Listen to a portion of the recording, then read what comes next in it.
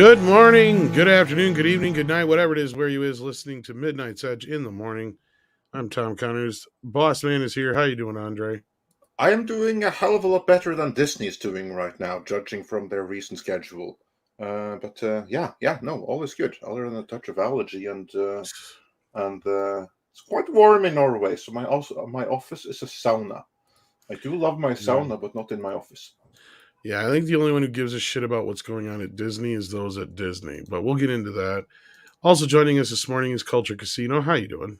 I'm good. I'm having a good morning. I have an abbreviated period with you today, so I'm ready to get at it. Oh, glad to know you're on your abbreviated period. Thanks for letting us know that, Culture. That is not what I said. It's only 2 days instead of 5. Gotcha. Oh, That's God. right. Yeah. And also, that's very progressive and with the times of you, Culture. Yeah, men can menstruate. It's men straight, you know. Yeah. It's in the title. Yeah, you hear that, YouTube? Now stop shadow banning us. Yeah, that's right. Also joining us is a Canadian. See, we're not racist totally, at least not xenophobic. Script Doctor. Good day. Glad to be here. Glad to have you. Yeah, it's a Wednesday. It's a hump day. Mm-hmm. And I'm awake. Andre made me edit a review in the middle of the night for The Flash. So yeah, for those who are wondering how good The Flash is, Andre? Not tremendously. No surprise there. Considering how long it's been development, I would have expected a more streamlined story, and especially special effects that were better than what we saw in Scorpion King. That is kind of like what Nicolas Cage looks like. I mean, I got like spoilers. I got yelled at for spoilers, by the way. Spoilers. Oh, okay. Yeah, sorry. Spoiler alert. Yeah. Do you really spoil something that everybody knows what's happening? Well, I got in a debate with somebody over this thing, and I just let the whole argument go. But like, you know, I was posting last night, this morning, what have you, whatever time it was for you. You know, I pointed out we used to get the books, the cards, the storybook, the comic book adaptation, all before the movie would come out. I don't remember spoilers being a thing until the prequels. And then I got in a debate with somebody about it, and I'm just like, look, if the movie's good, then spoilers shouldn't really matter at the end of the day. Well, that is true. Because we would go into movies knowing every damn thing about them. Almost beat for beat, actually. I knew the entire mystery in Who Framed Roger Rabbit before I saw a single frame of film. And the reason was for those, you know, things like that. I mean, and it's like they just didn't care back then. It's a different world now, as we pointed out in the video. That's a long time ago. Yeah, I mean, we had these here. And to everyone who reported feeling much older, and the gratitude that I reminded them, yeah, you're all welcome. Time saves no one. Well, the film was going to be spoiled regardless. I mean, it was eggs left out in the sun too long as well. Well, it's been overdue for years. Like Script Doctor, I think you did the math. It's been in development. It's been 8 years, almost to the month, since it was announced publicly. Wow! Not including the year or two it was in development. In fact, if it was on schedule, because Kevin Sujihara didn't leave until 2019, so technically it should have been released before Walter Hamada even got involved. Wow. Yeah, this is true. Remember, the entire slate of Cyborg and everything like that, that slate ended in 2020. That's 3 years ago now, when Snyder's original schedule for his phase 1, if you will, was to have ended 3 years ago, and The Flash was to have been among those movies. Yeah. And Jerry Gord is talking exactly about here. The first time I ever remember spoilers being a thing was the Star Wars prequels, and this is what I remember everybody freaking out about. And I'm like, look, guys, we all know everybody but like 3 or 4 people are going to die. Like, it's pretty obvious. Yoda, Anakin, Obi-Wan are the only 3 that we know for sure are going to survive. Like, at that point, what difference does it make? If the story's still good, it shouldn't matter. But either way, the CGI is pretty unforgivable. It's horrible. That's like one of the things I was thinking about. It's like, not only has CGI not gotten better the past decade, it has actually regressed and gotten worse. Well, actually, it has gotten a lot better. Just a lot of VFX supervisors or people that are requesting that have such a tight time frame that they're not getting the output they want. They're actually basically getting phoned in versions of pre-composites or uncompleted renders. That's what it sounds like we're getting here. That's absolutely what we're getting here. Then, yeah, because obviously, like when you have developed the technology, then you have the technology. Then it's a matter of giving. There's no the time and excuse. They had resources years needed. to work on this movie. It tells me that they stopped working on it, and then when they got to a certain point, when James Gunn came in, they said, "Well, we're not spending any more money on this." It sounds like That's what I'm thinking too. Because Sean was saying last night when he saw an earlier version, he was like, "Oh, I was hoping they would polish some of the effects between then and now." A guy who was on last night who had seen the film a couple weeks back, and you guys were talking about it, and that tells me that they just put it out as is, because we saw it in the trailer that the effects were shoddy at best. I mean, Batman's jumping around looking like Gumby and shit. Well, I don't even think that they stopped. I think that they constantly had to go back and shoot over and over again, and as a result, you don't have your initial foundation for what you CG around, or what you CG in, and as a result, they're like, by the time they had to not so much reshoot, but reschedule the Flash instead of it coming out last year, this time to now, they just were like, we can only hobble together what we can. And we still have to figure out how we're going to edit this. And I think they were so far behind, and they were thrown off by Ezra's actions that we got a poor movie that was doomed to be poor, because the entire premise was, we don't think the Flash can stand alone on a film, so we're going to incorporate every DC superhero that's already done the work and earned the audience beforehand to try and get people into the theaters. And I think that was a bad mistake, a really bad mistake. I think it's a version of that, because I think you're right. There was a point where they kept changing things, but they have had close to a year now where this movie has just been this. Because the last time they did any reshoots were late last September, something like that it was. So they've had close to a year. They've had about 9 months. 9 yeah. months, yeah. Enough to where they could have polished this shit up a little bit better. They didn't. They didn't on purpose. They didn't spend another dime on this film, is my point. Well, I mean, they've been spending money on it since before the announcement. An 8-9 year production is really expensive. So yeah, I don't blame them for not wanting to spend a dime. I would have just found some way to write it off like they did with Batgirl, but unfortunately, this is the closest they could do. This is the closest they could do, yeah. And I think that's what happened, is when James Gunn came on, because that was James kind of confirmed some of the stuff I had heard. We've been kind of hearing things that are kind of similar to what I had heard with Mike DeLuca and Pam Abdi, which they were kind of like just trying to figure out what they were going to do with what they had until James finally decided to come on board. And you were right. I was going to give you kudos last night for that, because he even said exactly what you and I had talked about. Tom, first, you skipped over where exactly. Oh, yeah, the interview. I'm sorry, I'm half awake. Important. We'll get into that a little deeper, but James Gunn had a conversation with Michael Rosenbaum on his podcast that dropped yesterday, and there was some information in there that we'll get into and discuss in detail here. But yeah, he was talking about his decision to come on board as DC Universe head, and as I'd said, they asked him early on. He said no. He actually turned down Superman early on, which he already reported prior to that.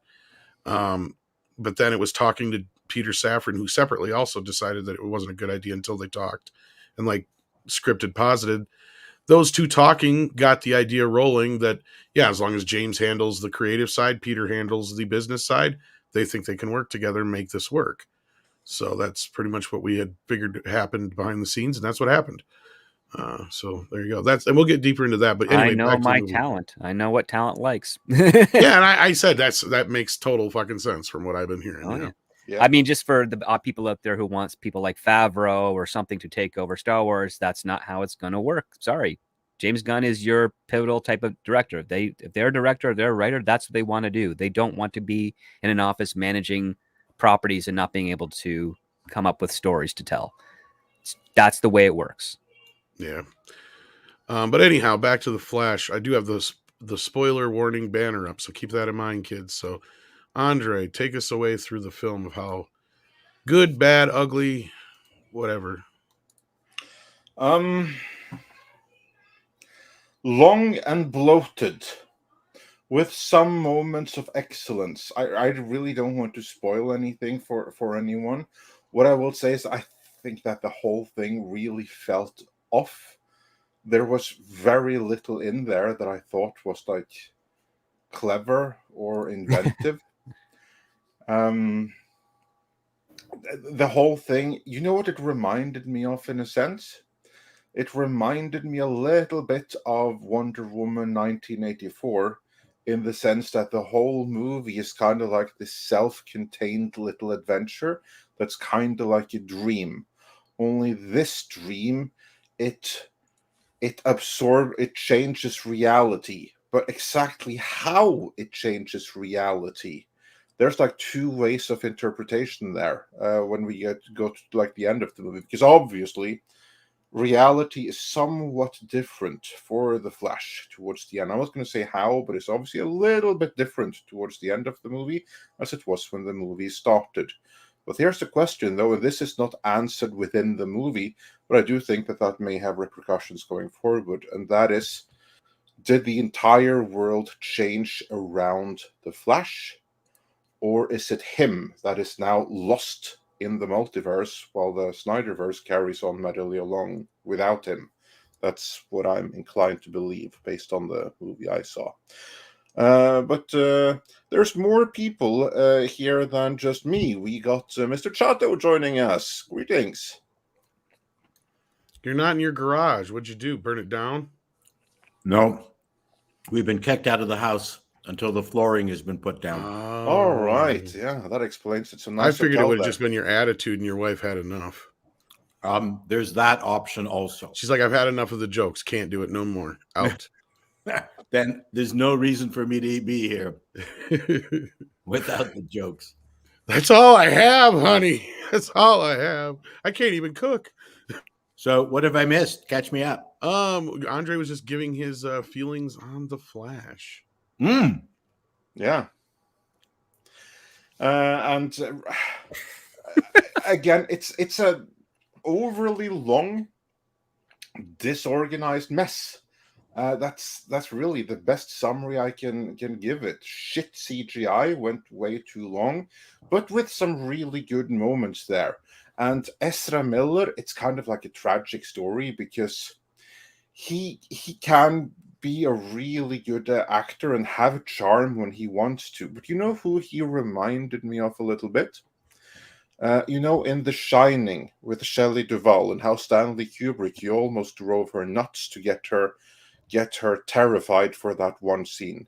But even before that scene, when in the beginning of the movie, in most of her roles, when you look at her eyes, the lights are on, but there's nobody home.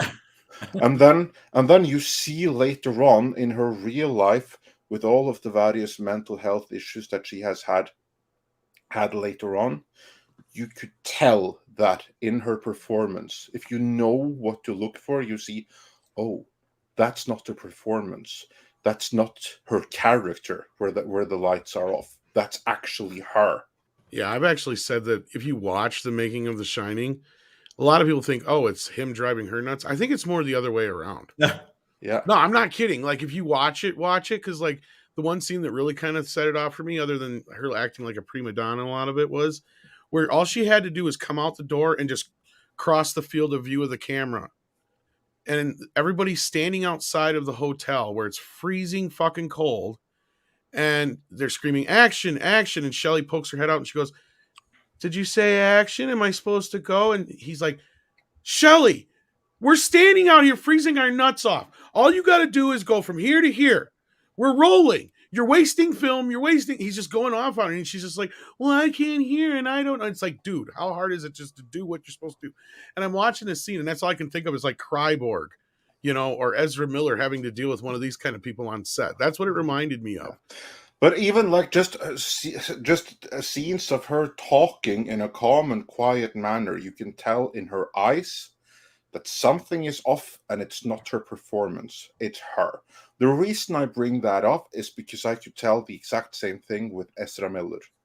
There is something when you know what's been going on and you look at his performance in the movie, you can tell that this is not just an actor who is acting erratic. This is a person with issues, and it shines through in the performance. And I think that because that's like one of the things that I was like struck with many people saying, oh, he does this amazing performance. And no, he doesn't. He plays this really awkward, freaky guy that no one can really deal with or something like that. And the reason he excels at that is because that's who he is. It's just taking his own neuroticism and everything like that and just letting it shine through the surface. And again, that's why I brought up Shelley Duvall here, because it's the exact same thing. Through the performance, you can see that there's some issues going on with this individual, and it shines through in the performance. Wow. So psychosis is revealed. I don't know what behind the you're person. talking about, Andre. This guy's a perfectly healthy individual. Learn it? Did you want to fight? Is that the deal? Never done anything crazy. Yeah, no, just a handsome, mentally sound young Data. Yeah. But anyway, so yeah, the performance is fine, and I will also say that I was I'm not going to say that I was like disappointed with Michael Keaton, because it's not that he did anything wrong, but I was disappointed with how he was used. And he did not feel like Batman to me, not in the slightest. And I think that many are going to have an issue with how he's being introduced. And Script, you have spoken before about this trope about the old hero having isolated himself and then has to come out for some kind of adventure, right? Yes. Yes. When we don't overanalyze their Script. Well, it's just something that's been circulating a while, which is they're trying to. It seems as though they're trying to figure out like or repeat the Obi-Wan Kenobi thing, where they assume he's isolated, but it's not so much him isolated; it's that the town has kind of avoided him. Because I mean, that's the impression that I got when watching Star Wars, is that, oh, Luke knows about him and Owen and Brew know about him, but the adults say he's a crazy old man and he's a crazy wizard. So it's like, oh, that tells me that the adults are the ones that ostracize Obi-Wan and not the other way around. And that seems to be what's been missed from this. And even with The Dark Knight Rises, Bruce Wayne goes into a recluse for like, 10 years or something, 8 years since Harvey Dent died. And then it's only after Bane arrives that he comes out of retirement and he has to learn how to be Batman again in that movie. Yeah. Same thing with Flynn and Tron. He gets trapped in there. His system is destroyed by Clue. So he goes away in recluse as a recluse for 20 years until his son comes back to bring him out. And then, you also have the sacrificial death, which oddly enough is somewhat done in The Dark Knight Rises. And at the same time, it's done in Tron Legacy. And then, of course, you've got Obi-Wan's battle with Vader. Again, it's a misunderstanding of what it is. The only way you can kind of have fun with that part, and this has been actually advertised with the Flash, is that one of the reasons Bruce Wayne is not Batman anymore is that Gotham City's now safe, like he mission accomplished, so to speak. This is stated in the movie, yeah. And the other part that I'm thinking of as well, but the one thing that Batman wants, aside from a safe Gotham, is a family. Like, he lost his family. That's what caused this all thing. So that's the most important thing for him to have. You'd think if his mission is accomplished, he'd try to start a family and then have some stakes that would be waiting for him in the event that he's called back into the mission, because it's like, well, I've got now more at stake as opposed to just myself. I've got a wife, children, that if I'm gone, who's going to take care of them? Who's going to watch them grow up and whatnot? But again, that's also the bad trope that happens with pretty much lazy, superficial writers that just are like, yeah, let's leave him alone so that there's no consequences when he comes back out of retirement. And it's like, there's no drama then. Yeah, well, here's I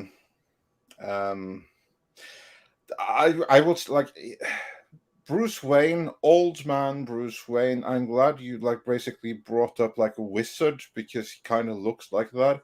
When we first meet him, he runs around like a homeless hobo around in his own mansion. Yeah, Christian Bale did that too. No. I mean, he looks like this guy belongs. Yeah, to but Kid that's Road. because they imply that gun control happened in Gotham, so he's useless. Yeah.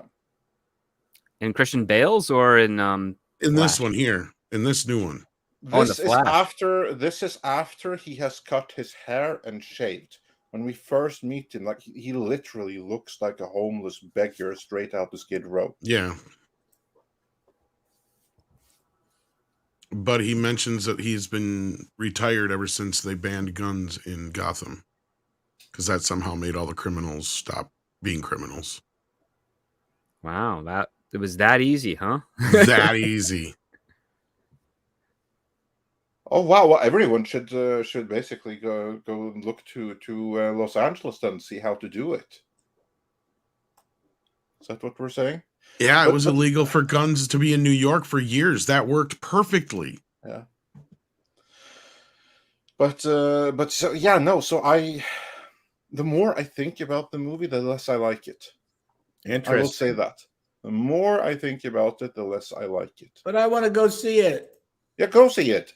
I'd love to hear what you think about it. Maybe I have now lowered your expectations so much That'd that be you good. love it. Well, from what I keep hearing is a lot of people pretty much get out of it what they go into it with, whatever expectations they go into it with. That's what I'm trying to say, is what Yeah. they seem to get out of it. The other side of it is basically, if you take it on the surface level, it's mostly harmless, I guess. But once you start breaking it apart, much like the Flashpoint Paradox story, it starts to fall apart, I'm sure. Oh, yeah. Not to mention just the batshit craziness of how it ends. Because don't even get me started on that, because you about broke me. Andre almost broke me and Nick Weiser last night. Nick Weiser was laughing so hard that he almost died. Me, I was just freaking the fuck out. I'm like, how fucking stupid are you? Like, because it went from 0 to stupid in like 20 seconds. I mean, Andre was explaining things I already knew. Then he gave me even more details about it. I'm like, that's not how the Force works, especially the Speed Force or whatever. I don't care. Because, for instance, evidently, if you're in black and white, you're in black and white in the real world. Even if you had a couple seasons in color, kids. Let's just put it that way. Oh, that's also. If you get exactly what I'm talking about, script. I know exactly what you're talking about.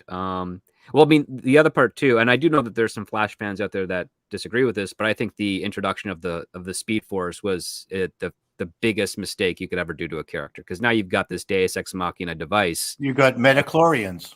Yeah, Pretty that much. can do whatever the heck you need it to do for whatever time, in which case it's no longer about the wit and inventiveness of the character. It's about the Speed Force and its invisible hand guiding and changing and manipulating things as they are. Right.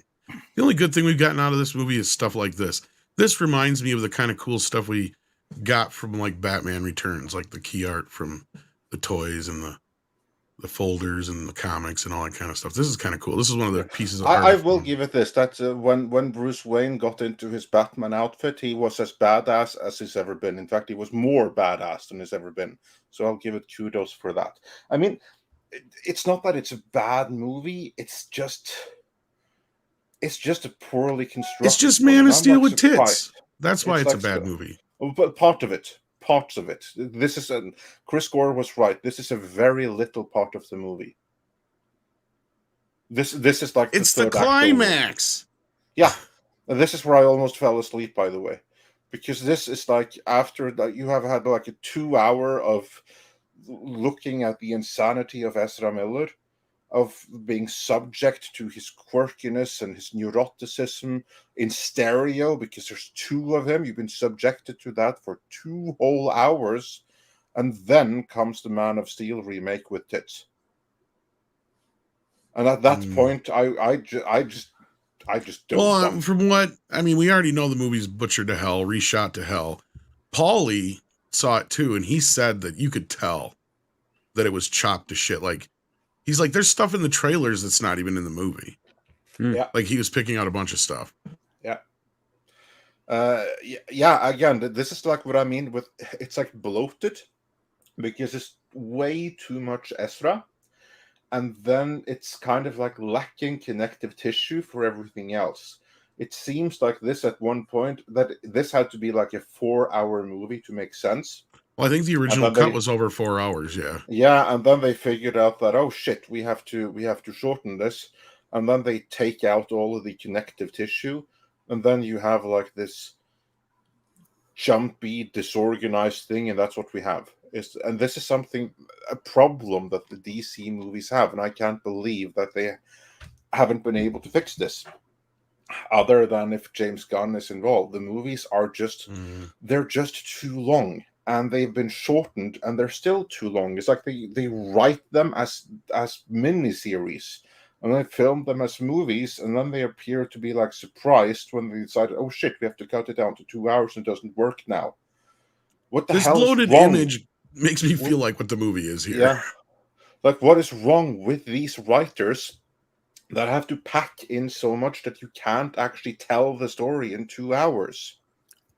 Well, they're assignment writers, so they're being told what to write by the studio, and it's not like they're pitching a script that's 90 pages to 120 pages for this film. It's like, oh, we want to do this to get it done, and when it's all said and done, they're looking at a script that's 180 pages, and someone at the studio level is not thinking and saying, okay, go ahead and let's do this, because traditionally, when execs get scripts that they have to read or have their assistants read, the first thing they look at is the page count. And if it's over 120 pages, they usually get nervous because that precludes two things. One, the writer doesn't have the discipline to tell a coherent story within a given time frame. And two, that it's going to be really expensive and long and have less showings in theaters than your average competitor film, which would be within the 2-hour window. Well, there's multiple elements to what you're saying there, Script, because number one, if Alan Sorkin delivers a 200-page script, it's a half-hour movie. Yes, because it's all dialogue. and it's really fast. Well, and for instance, Hold on. Oh, I'm sorry. No, it's okay. The other point is that when you're dealing with action movies, and I've mentioned this in lectures, is that actually a 120-page script is also still bloated, because there'll be a line in it that says, let's say, Transformers fight. One line. That's 6 months worth of your budget. Yep. And your shoot, and it takes up half of your film. So that when you're dealing with action movies, you have to be really careful what their descriptions are of the action moments, because you got to time them out. That one line, Transformers fight, could be 15 minutes. So, as Script said, yeah, these are people who are hired guns just to put words into the mouths of actors. They're not hiring Nicholas Meyer to save Star Trek, with Wrath of Khan. One of the most doing, and they should. This is what they should be doing. They need to be. Well, they're now doing it now. I mean, Gunn hopefully is of the same level as Nicholas Meyer. Well, I'm sure part of the reason this movie feels the way it does is it got the old, this movie goes out in no more than 2.5 hour treatment. Like, that's kind of what Andre, I think, is saying. And I mean, more famously, like you're talking about scripts that are long, like Mario Puzo and Francis Ford Coppola got chewed out for the script of The Godfather being 160 some pages long. Yeah. In fact, if you believe the offer, it got thrown at him when he's like, "What the fuck is this? 163 pages? You trying to kill me?" Is what he said in this. That was the era. That was, yeah. But a movie like this should never be 2 hours, more than 2 hours long. No, a superhero movie, unless it's an Avengers film, and even then you're pushing it. And I remember when the first Avengers film was like 2 hours and 12 minutes, I think it was. And the thing is, what's always flabbergasting, and we've now gotten used to it, is that if you're going to be putting more than $50 million into a movie, you better get the best writer, because, and then to have giant messes like this and make it acceptable is just so nonsensical. It's laughable that you go, well, it was an okay movie. No, you've spent $200+ million on it and you didn't get the best people. Like, what's going on? No, exactly. And I want to thank Culture. He had to slip out here, had to leave early. He didn't get a chance to plug himself on the way out. So do check out Culture Casino's channel. Yes, do that. But anyway, you were saying something, Paul. I'm sorry. Oh, no. We have to plug Culture. He's a fine young man. If we don't plug him, no one will. No one will. And yeah, so that's about it.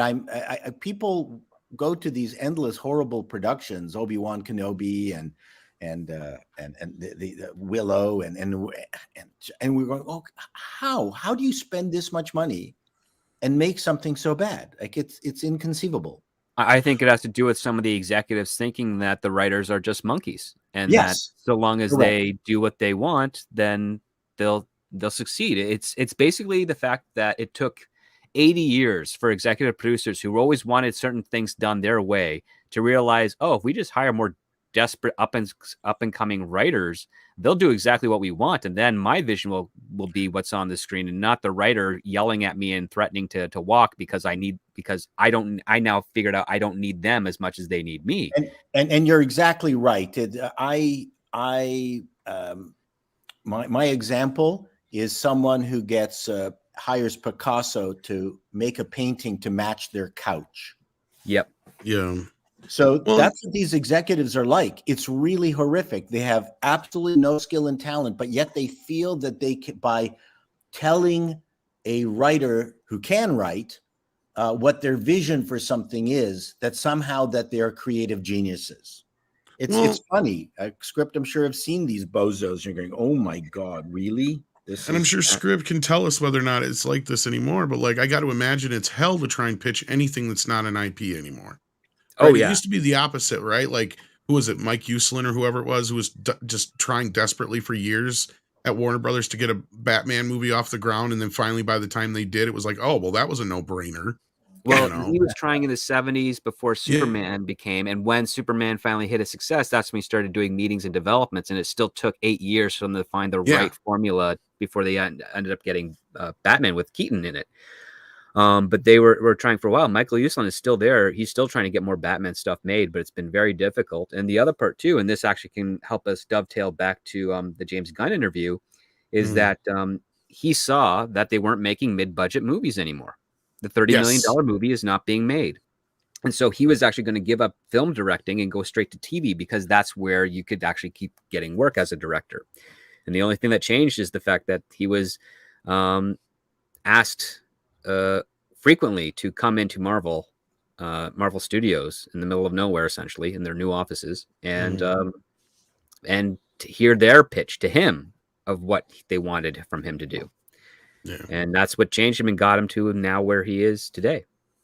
Well, we'll come back around that because I wanted to make a point with the whole thing because I'm of two minds on this whole thing with Michael Keaton being in the film. Because part of me wants it to be successful because I want Hollywood to see that, yes, we want these classic characters and whatnot. But Batman, I think, is completely out of place in this, or at least Michael Keaton's Batman is completely out of place in this. And I think that's part of the problem. Unlike Spider-Verse, which worked brilliantly, and maybe the only time you could probably pull it together like this, because you make the point in your own review, Andre, that Batmania wasn't really with this movie. And I think a lot of people were expecting Michael Keaton to bring the butts in the seats. Hell, I was even one of those people that thought, if worse comes to worse, Michael Keaton's going to bring people in the theater. Yeah, and I was never on that particular bandwagon, or at least I fell off it in the last few months here. But I want them to fail with this because this is a stupid use of this actor and character. And I will also say he's extremely out of place. He looks like it. Really out of place. In the trailers, even looks like it. It feels like two different movies. Yeah, in the trailer. Well, that's also been the case with the way Marvel recently, and also with the way DC has been doing some of their stuff, where there doesn't seem to be much cohesion in a lot of the aesthetics going on. That could be in the reshoots, but could be, yeah. I mean, you have different people working independently without maybe any oversight, just doing the best they can to make their deadline. Well, and I think you're right about Muschietti. I think he's somebody who wasn't ready. I didn't No, mean to he's say definitely that not to ready. rhyme, but I think you're right. You've made this point, and he's gotten lucky on the few projects he's had. I don't Well, he think got he's going to lucky be with so it. lucky here. That's basically Yeah. it. He got lucky with it. And then they're like, okay, we're going. And then it was a fairly modest budget film in comparison. And now they've just given him basically a blank check to come in as the fifth director on The Flash to do what he can. And they're definitely going to push him as a golden boy or a wonderkind. And I think he's going to drop the ball because it's inevitable. There's certain skills you have to learn at your own pace to merit your value in the industry. And I don't think Muschietti has actually been able to earn that because a desperate studio got a hold of him and said, please just go on set, say action cut, do it a little faster, do it a little slower, wrangle in Ezra if you can, and just give us something that we can put out here because it's 6 years overdue. Yeah, and I don't know. But at the end of the day, what's your final verdict on the film, Andre, before we get into the James Gunn? Well, we got some other things to do before we get into James Gunn, but what's your final verdict on The Flash anyway, at least? Disappointing. And Were you expecting any more? Yeah, that's what I guess I'm saying. Yeah, I was expecting it to be, because initially I was expecting it to be a mess. And then we had heard that it was good, and that raised my expectations. And this is something that people have to keep in mind. Like, if you've been watching this for some time, you will know that if I am pleasantly surprised by a movie, I will let you know. If I go in expecting this to be a disaster, like I did with Black Adam, but I ended up absolutely loving it, like I did with Black Adam, I will come out and I will say that, to the shock of absolutely everyone. I mean, Paulie thought I had been drinking when I came on stream and I said I freaking loved Black Adam because no one saw that coming. Yeah. This thing right here, the more I think about it, the less I like it. Yeah. I thought it was okay, but the more I think about it, the less I like it. They're asking how Ben Affleck was in the film. My answer, I'm assuming, would be brief. He was the best part. I mean, whenever he's on, that's the real Batman right there, other than when Wonder Woman used a lasso of truth on him. But beyond that, he was Batman through and through. And in a sense, that's kind of like why I was disappointed with the other Batman that we see in this movie, because we've already had established the real Batman by Ben Affleck. And honestly, none of the others measure up by comparison. When you have them all in the same movie, Ben Affleck, he's the real Batman. And the others are just pretenders. That includes Michael Keaton. In the context of this movie. My only other thing I can see is just the wasted opportunity with this film, and you brought that up too in your review. Yeah. That is one of the only interesting story elements as far as most people are, or some people are concerned, I would say, not most. But some people are concerned, especially two of them on this panel. Yeah. Maybe three of them on the panel of the Flash. I think that the Flash movie, if they... Again, I'm not like a Snyder fanboy or anything like that, but if they had gone with Snyder's original vision here, which we saw set up in Batman v Superman, look at the Superman's parents in Batman v Superman. That's such a small role that you'd give it to some extra or something like that. But no, they gave it to actual named actors, Jeffrey Dean Morgan and Lauren Cohan of The Walking Dead fame. That they gave them those two was because they were setting them up for the later Flashpoint. Well, Jeffrey even commented on this. Did you see that? No, I didn't. He actually said, "Oh, he thinks it was a better idea that they didn't go with that storyline like initially planned." Of course, he's kissing Muschietti in the film. Of course he is. They're coming out in defense of this film so hardcore. Even James Gunn is, obviously. I mean, that's his job. But I mean, it's like, dude, saying it's the best comic book movie of all time. They'll all turn on it when it's no longer in release. But it's hilarious because in the same interview that Script Doctor and I have been talking about this morning, he says 3 different movies are his favorite comic book movie of all time. Yeah. Yeah. Never trust any person associated with a movie while that movie is still in the release. He says Superman You and can- Spider-Verse are also his favorite superhero. Yeah, you can start trusting their word like 3 years after the movie is already out. That's when you can start trusting anything they say. I go with his first instant. The first thing he said was Superman the movie. That's what and it should be. I mean, and I'm not trying to be like a snob or anything like that, but it's like that is ground zero, right? Like that is the gold standard. If you're not somebody who doesn't at least respect the Donner Superman, you don't have to like it, but at least if you don't look at it and go, this is like the blueprint of how this should be done. I don't have to do it just like this, but this is where I should put my base in it. If you're not even somebody who at least understands that, then why are you even making these kind of movies? At least Gunn has that going for him. He understands that this is ground zero. I need to start here and build from there, right? As most of these superhero films should do, and they quit doing, because it used to be that way. I mean, I doubt he does it anymore, but Kevin Feige used to show the Superman movie to each and every one of the writers and directors over at Marvel before they started working on something to motivate them. Oh, as far as I understand, that's still done. Still done. Even if you're a director returning to come to do a sequel or something that you've already been there before, you all sit down with your tight crew and you watch that movie. And the reason I just bring it up is just because it takes the character so seriously. It pays respect and homage to everything that came before. It brings something new to the table without changing the character. And I think that's the most important thing about any of these adaptations. But at the end of the day, I think the thing that Flashpoint, do you think this might signal kind of like an end or a turning point in comic book movies, Andre? Yeah, and for this certainly is not going to strengthen the comic book movie genre. Let's put it that way. Well, I mean, let's think about it for a minute, because this is probably the most expensive comic book movie ever made at the end of the day. Yeah, possibly. Absolutely. Yeah, yes, probably. Well, could Justice League be up there? I was told this costs more than Justice League. Jesus. I'm going to go with that. Because of the amount of reshoots that they have done, I've heard this movie is upwards of $300+ million. Yeah, they have one hell of a tax write-off. Let's just put it that way. I was going to correct you last night where you were saying 800 million. I'm thinking, I don't think so. I think $1 billion is the break-even point on this thing. But they've been spending a shit ton on advertising on it too. That's the other thing. Actually, they've everywhere. spent a massive amount of advertising it technically 3 times. Script's not wrong. But no, this time they've done a blitz on it. Like, it's everywhere. Yeah. So, because this is Warner's only real movie this year, they've got to have any real chance of making any big money on. Yeah, they're not going to make any big money on this. They'd be better off not releasing it. Well, they did upgrade I was hoping we could get to this before Culture left, but they did upgrade the prediction from 60 to 70 million. So it does have that going for it. For the Flash? Something. Yeah. That'd be. We'll see. It's a tall order. I know. I'm like, really? All right.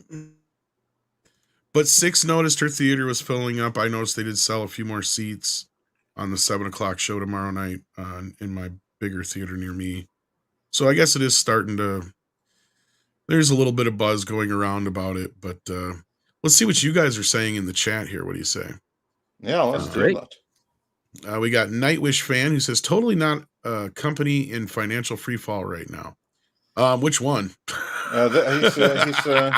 This would be Disney. in reference to the thumbnail and the I would topic, assume, so yeah. Disney. Yeah, we'll get into Disney. So let's just do the Flash specific super chats, and we'll get back to. All right, Disney, we'll get to which we that. haven't started talking about yet. Let's see here. Now you got to make me read all these before I get there. This is what just wastes and take time. Here, read this one while we're waiting. Certainly. Or here, start here. Then Callum we had have 2 of them. Callum Lyle, who says for $5, the Karen that wants to Me Too King Cuckoo from Wakanda, did she wait 15 years as usual? This, of course, is in reference to the star Tenoch of Wakanda fame, not Wakanda, but of Namor fame. Who He was told basically has Namor been- and he didn't hear her, I guess, is what the Yeah, maybe. story is. No. I don't know any details. I read his denial, and if his denial in any way is legitimate, just the way that he phrased it, and considering all of the fake accusations and everything that we have seen on the public stage in the last few years, and if there's anything we should have learned, it's absolutely do not believe all women unless there's some kind of evidence for it. I mean, I'm not saying that you should obviously like believe women, but some evidence would be nice. Yeah. Callum Lyland says, I'm glad that people are pushing against pride. I saw that disgusting video with the pickup truck and the crucifix pole dance in front of children. I did not see that one. No, I did not see that one either, but No. yeah, that sounds about I did see right. the classroom full of kids yelling at the teacher going, why are you showing this shit to kids? When they were showing a pride video, and then the teacher threatened them with basically with detention on the weekends, like the Breakfast Club or some shit. Well, luckily it was filmed and exposed. I know, right? But, I hope that yeah. teacher gets suspended for that. But now I found some flash ones here. Dark Winter says, that's a parallel Earth, not Ezra's past, as that would affect Kal-El or Batman. Why didn't they pay attention to that? That's the thing. Spoilers. Yeah, spoilers. Basically, what happens is that whenever you travel in time, this is something that was explained by Hobo Batman. You don't just change the future from that point onwards, you change the past as well. So basically, every single time you travel in time, you just That's not how the Force works. You just end up at some random place in the multiverse. There's no real way to tell. You can't change the past at the same. That makes no fucking sense. That's what I hated about the Flashpoint story.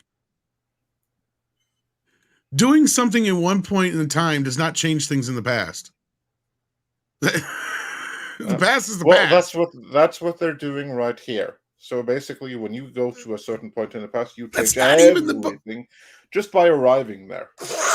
That's not even how the butterfly effect works. Nope, that is not. But basically, you do have Michael Keaton come out and he explains it with spaghetti, and he basically says, "Just go with it, just accept it. Otherwise, we don't have a movie." That's worse than the fucking Avengers. I know, but it is what it is. Are you not going to believe Michael Keaton's Hobo Batman? No, not the spaghetti monster Batman. Fuck that shit. No, what the fuck? That is not how the Force works. You can't change the past. Well, these are spaghetti rules of time travel. You can't change things that have already happened if you're not going to go back and change them. That doesn't make fucking sense. That's what I never understood about the Flashpoint paradox. Is why would something that Barry does at a certain point in time change things previous to that? Because spaghetti. That makes no fucking sense. Exactly. That's why Flashpoint is one of the worst comic book stories ever. I agree with that. It's on par with One More Day from Spider-Man, where they divorced. Oh my god, that's so Don't even get me started on that one. I remember I read that and I was physically sick to my stomach. I mean, it makes sense that you can create an alternate timeline like Back to the Future. If time is linear. If you have, say, for instance, a single timeline that can be altered, you cannot change anything prior to the alteration point unless you go back further. That's the rule. That is like the Back to the Future 2 rule. Thing. Yeah. Yes. But the problem with Flashpoint is that they have some sort of ripple effect where Barry Allen can go back in time, save his mother from being murdered, even though that happened years after Bruce Wayne's parents were killed, or even almost a decade after Superman landed on Earth. Yet somehow he can change where Superman landed or who's in the pod. And that Batman's parents survived instead of Bruce. Like it's just absurd. It is absurd. Again, it's the spaghetti rules of time travel that's being employed here. And when I say spaghetti rules, I literally do mean spaghetti rules. Look, and I can get into a good time travel debate with the best of them, but you gotta work with me a little bit here. This is not. I mean, I get it. I've read the comic. I've seen the original cartoon. I know the story, and I've always thought it was fucking stupid. That's not even how the butterfly effect works. I don't care about no flash boom or whatever the hell it was. That doesn't even make sense. the story, if that's what the story you want to tell is, then have it be the Flash is going back in time and fixing all the bad things that happened to the Justice League. Like he's trying to do it like he thinks it's a good thing. And then it turns out that's what happens, right?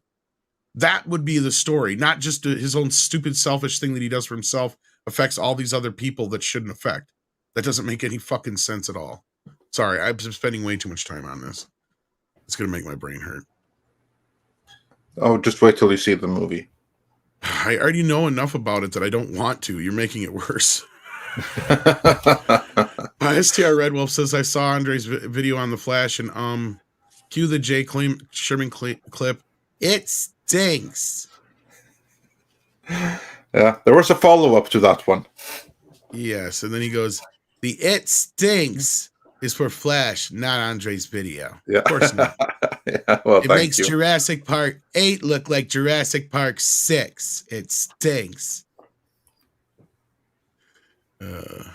They just need to get out of multiverses and time travel, and our favorite superhero has a antagonist, that local antagonist they got to deal with. Yeah. That's it. I agree completely. I mean, there was a point when I was excited about the multiverse in theaters, but really it's fucking bullshit and it stinks and it ruins everything. And here's the kicker.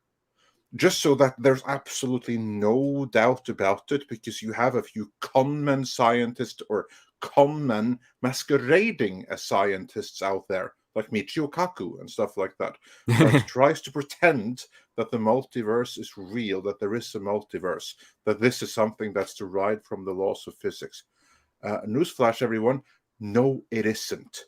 There is one universe in reality. That's all. There is no multiverse. It doesn't exist. There is nothing that points to it in any way, shape, or form. No, It's a pure figment of imagination. it's And it is bad something science that- fiction. It's Yeah. not even science fiction. It's pseudoscience of the worst pseudoscience. No, but fiction of my the worst point possible is sort. that the multiverses have been used well in 1950s science fiction, and I'll give you that. and I'll give you now that. it's just terrible. It's Multiverses generally only work if there's only like one or two of them, right? Like once you first get of like all, infinite multiverses, then it gets crazy. The multiverse theory came out of a student physicist who I guess watched It's a Wonderful Life, because that's the first story I can think of, Right. the earliest story I can think of that has concept of a multiverse. But the other part too is that it's about probability Christmas theory. Carol. It's not actually anything else. I mean, yeah, maybe even Christmas. Well, no, Christmas Carol. He goes back in time and sees himself. He does, and then But he gets to see sees a alternate future. universes. It's alternate sees future, yeah. He sees a different future. He doesn't see necessarily an alternate universe. He's a potential different future if he's not around or if he doesn't do this or what have you. Right. and what do the studios have against Spider-Man versus Green Goblin? I mean, that's the first movie, of course, but and Flash. I've read many Flash comic books, and weirdly, I can't right now, off the top of my mind, name any of his more titular. That's why. villains. Oh no, First thing, he's got a couple of really great villains. He's got But Captain no, but- Cold, the Weather Wizard. He's masking. got the Turtle Man. but script, the point is that I normal remember people Captain don't Cold. like the normies don't know all the bad guys. Like that's the thing. And I think the No. reason why And I is- don't think Flash had the best bad guys. No, he didn't. The best Not really. rogues gallery are between Batman and Spider-Man. That's why. And the reason why I think they avoid things like Green Goblin and Spider-Man so much anymore is because we've had Joker and Batman so many times that they have this thing now where they think they got to save the big bad guy for a later film. It feels like. And in a way, Also- honestly, I will say that it worked out better for Spider-Man No Way Home having the old Green Goblin in it than them trying to attempt to do a new Green Goblin again, because look how well that worked the last time in Amazing Spider-Man. Yeah. But- Also, there's another thing, and this is like a Hollywood illness that various people suffer from, that they have like this misunderstanding that the next installment always has to be bigger, bolder, with Right. more stakes. And no, it doesn't. James That's Gunn what's was saying that in destroyed his the interview. MCU. Exactly, Andre, actually. Sorry. that is like the big problem, and I've said this a million times before, and I'll say it again.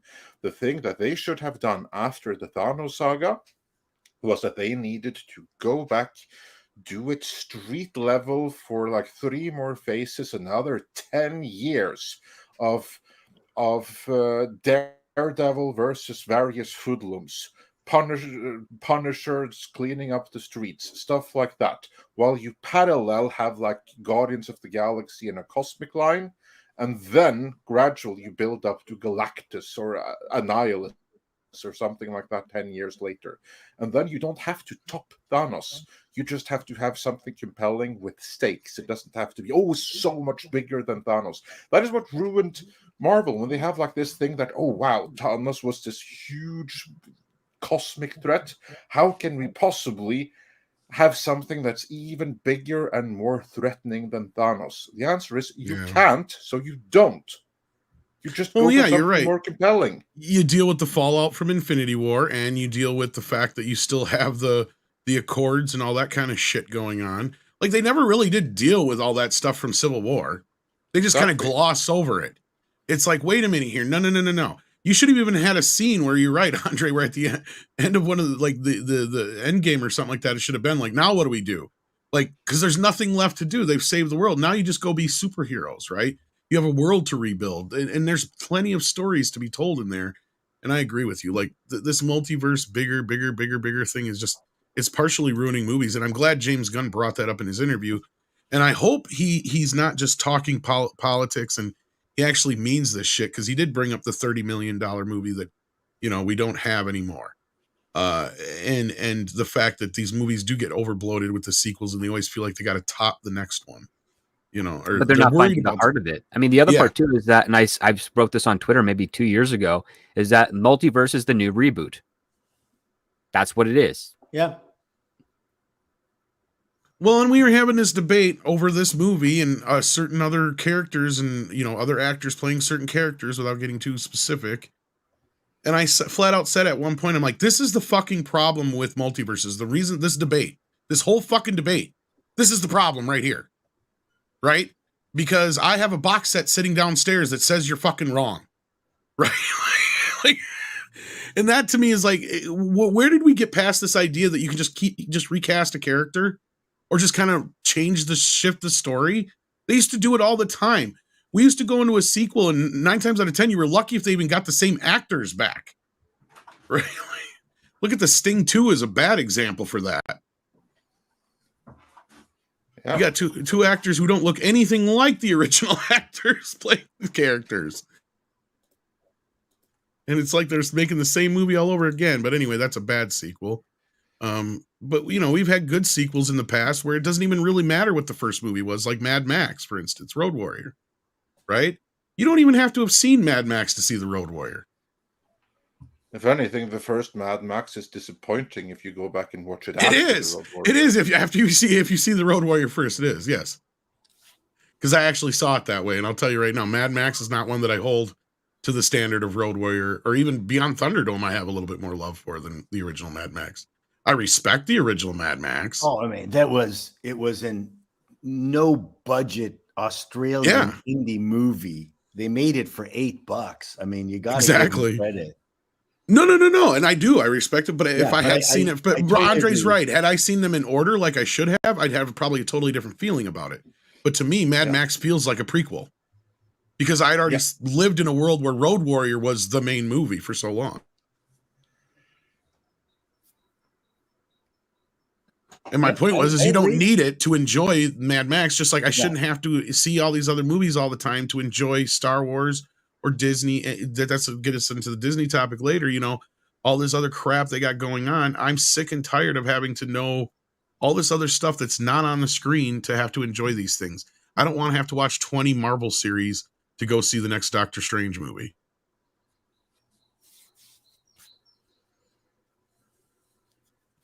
In a perfect world, it shouldn't be that way. And it used to be that way. Because there was a time when, like, for instance, S.H.I.E.L.D. did not affect the movies. The movies could affect S.H.I.E.L.D., the show, but the show could not affect the movies in any way, shape, or form for that very reason. You didn't have to see the show. But anyway, did we have any more here? 6 about The Flash. Here we go. Seen The Flash, says Mephisto's movie reviews. It's not as bad as I thought. It's overall pointless. 7 out of 10. Wait till it's on streaming. You know what I've 7 out of 10 for a pointless film? Jeez. Yeah. Wow, you're charitable, sir. I was gonna You say are that's pretty charitable for that. But no, it's kind of funny because I've noticed it feels like just about everybody going into this movie, whatever expectations you have, that seems to be what you come out of it with, for the most part. I have not seen anybody pretty much come out of it saying like, "Oh, it was much better than I expected," or "It was much worse than I expected."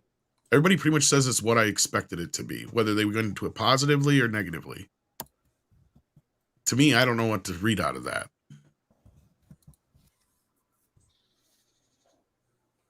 I mean, anyway.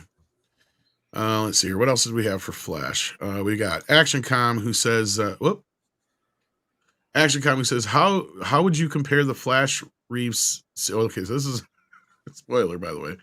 Reeves CGI to the Nuveen Super Bowl commercial where Reeves rocked around at an awards gala. I still didn't get a chance to see this one. I have George not Reeves? seen this, so You I said- cannot compare. You implied Yeah. George Reeves was black and white, didn't you? Yeah, he meant Christopher Reeve, but yeah. Oh, yeah. There's no S on Christopher's. Yeah, it was Sorry. just, yeah. I have not seen this spot, but I will say that in the movie, Polar Express level. Ooh. The clip's already out there. Well, no, it still is out there. No. A clip is out there. Oh.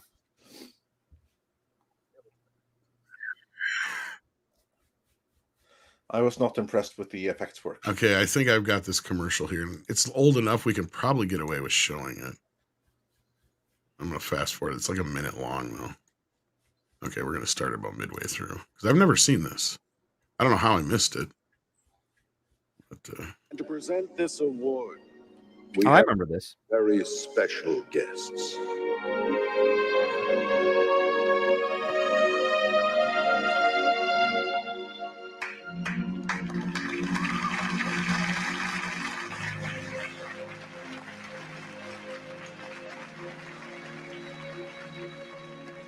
In the future, so many amazing things will happen in the world. What are we watching here? What the hell is this? Oh my God. this is a Super Bowl commercial. I hope that they. For I hope that Nuveen. they. I hope that they donated some seriously substantial amount to Christopher Reeve's estate for abusing his image in that way. No, Honestly- he participated in that commercial because I was gonna say, it was he one was of the still companies alive that then, was yeah. trying Oh, to okay. cure the basically spinal injury. Oh, okay. Well, Um, then I'm good with That's it. what it as was long all as- about. yeah. It's like, please invest in this company. We're pretty much going to get. We're trying to cure this paralysis in people from paraplegics to quadriplegics. The whole thing. That's what their goal was. Oh, And okay. Yeah, That's well, then what it's a Christopher different Reeve matter. did for that. I Yeah, thought this that was was a couple of something years from- before he passed away. Oh, Yeah. okay. Yeah, well, then it's a different matter. And that I do support. Honestly, that almost looked better than what I saw. Well, I mean, it was just they filmed his face and they just put it on Yeah. top of another body. There wasn't really. It was just compositing, not No, CG. yeah. It looks better than in the movie. I Yeah. will say that. ActionCom also said, by the way, handicapped journalists went after Reeves for dashing their hopes that Reeves has been cured. Yeah, I think that spot right there, that's like all kinds of problematic. With spinal cord injury, I mean, you generally don't walk away from that. Yeah, well, the other part too is that those journalists that went after him for that commercial spot clearly weren't watching the commercial because it's about the future and the potential and what they're striving to do. Like it was very, very clear.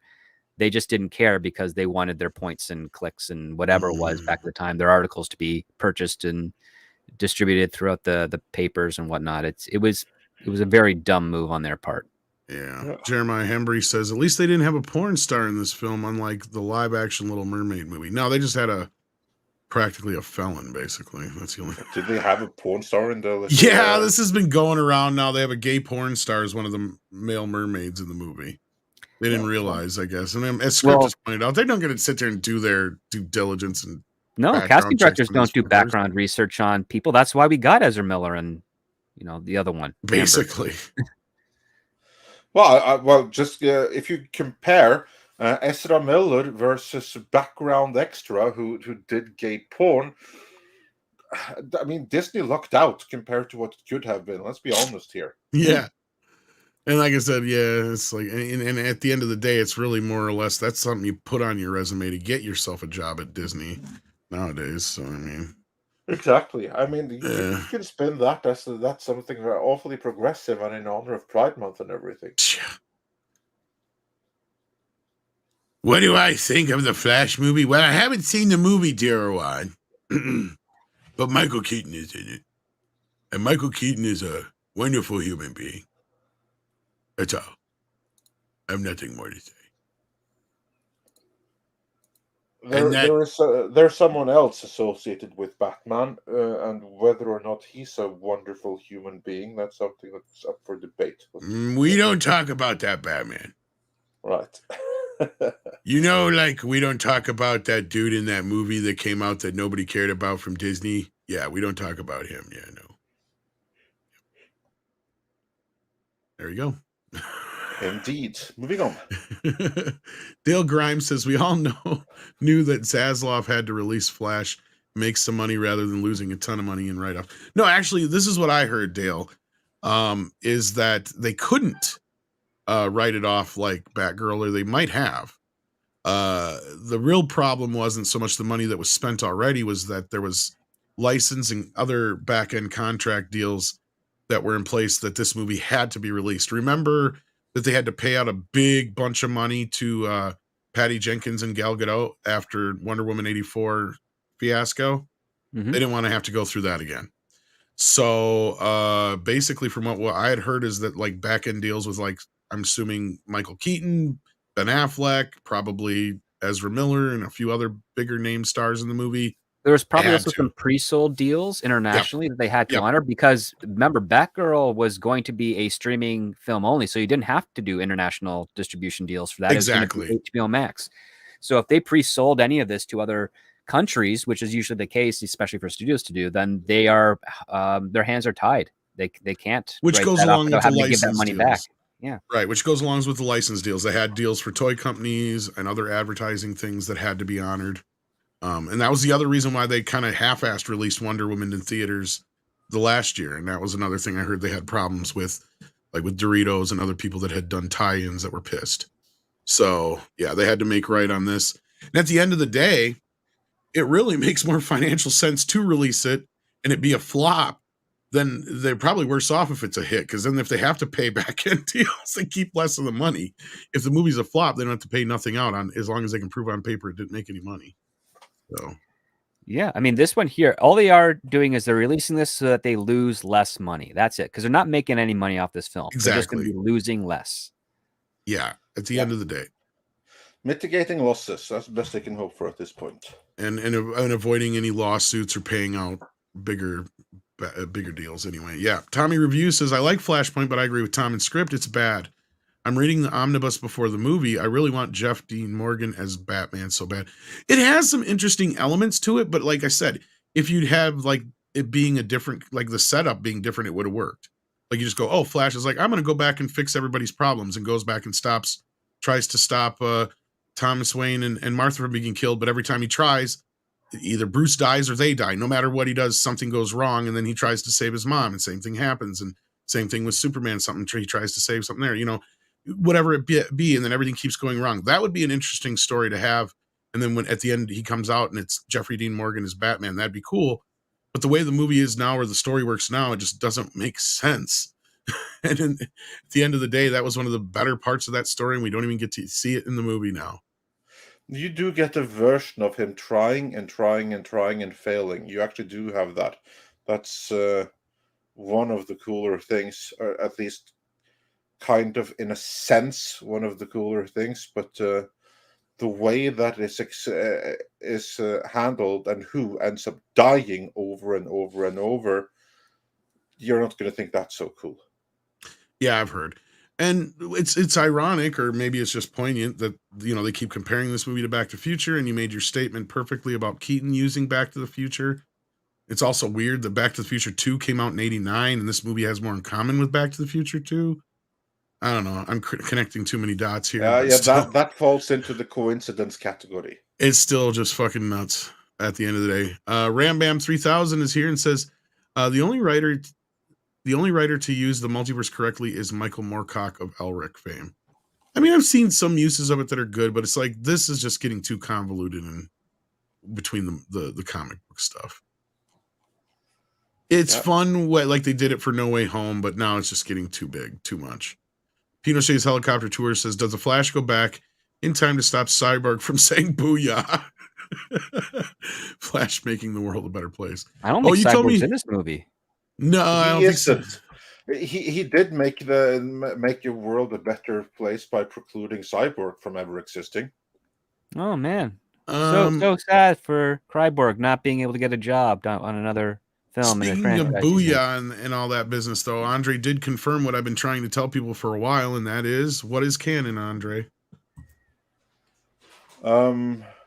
Justice League. Oh yeah. Sorry, the Joss Whedon cut is canon in this movie, not the Snyder cut. This movie treats the Whedon cut as canon. And that was something I got a lot of pushback on, but I was told directly from my sources was that no. As far as Warner Brothers is concerned, the Justice League Snyder cut is an also ran type of thing. That is not canon. In fact, they wouldn't even allow it out for screenings. Zack Snyder had to go through a lot of red tape to get his private little fucking trilogy screenings done. Like, as far as they're concerned, that is not canon in the least.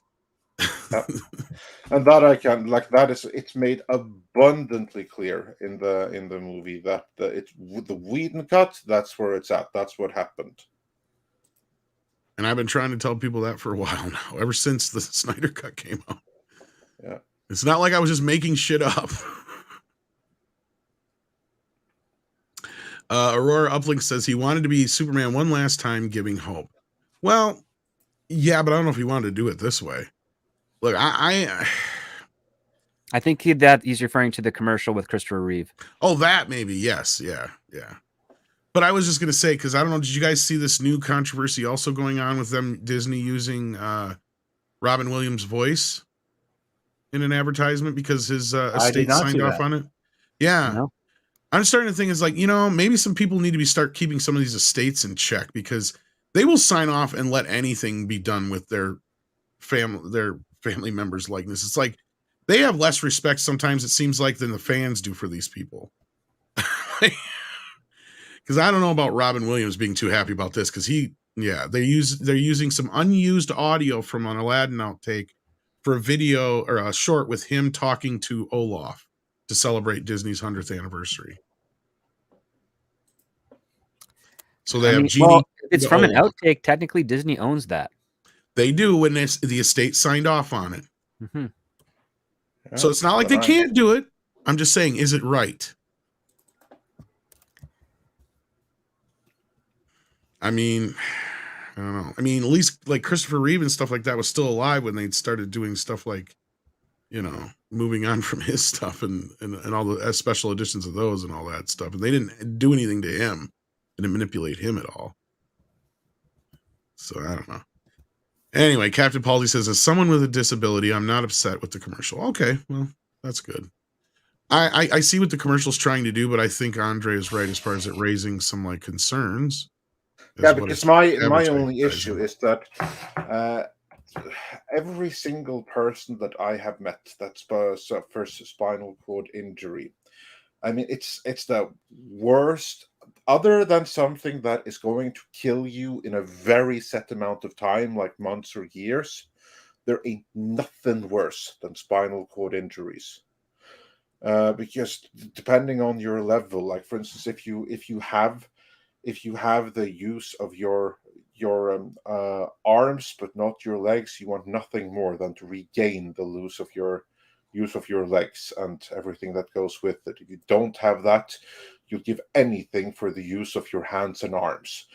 And my only issue is that rather than giving like false hope when it's years and years and years and years over the horizon, wait until there actually is some level of hope to give, because as it is right now, I'm not fully up to date, but basically for the past 50 years, they've been saying that the cure is 10 years over the horizon. You're not wrong, yeah. And it just Yeah. isn't. I So mean, here we would- are almost 20 years from when we lost Christopher Reeve himself, and there's still not a cure. So, like, there you go. There's Yeah. Yeah. The because- closest thing they got was him able to take very minor steps on a hoisted lift and with the aid of a treadmill. It's a very far off in the future solution. But I mean, the Yeah. fact that people are trying, I commend them for putting as much effort as they can to try and get it fixed. And I wish there was resources to put 100 Well- times the effort, because then maybe you could actually achieve some kind of result. Me too, but I guess the bigger problem with when Chris was still alive was a lot of the advancements they were making then with Chris's advancements then was a lot of STEM research. Yeah.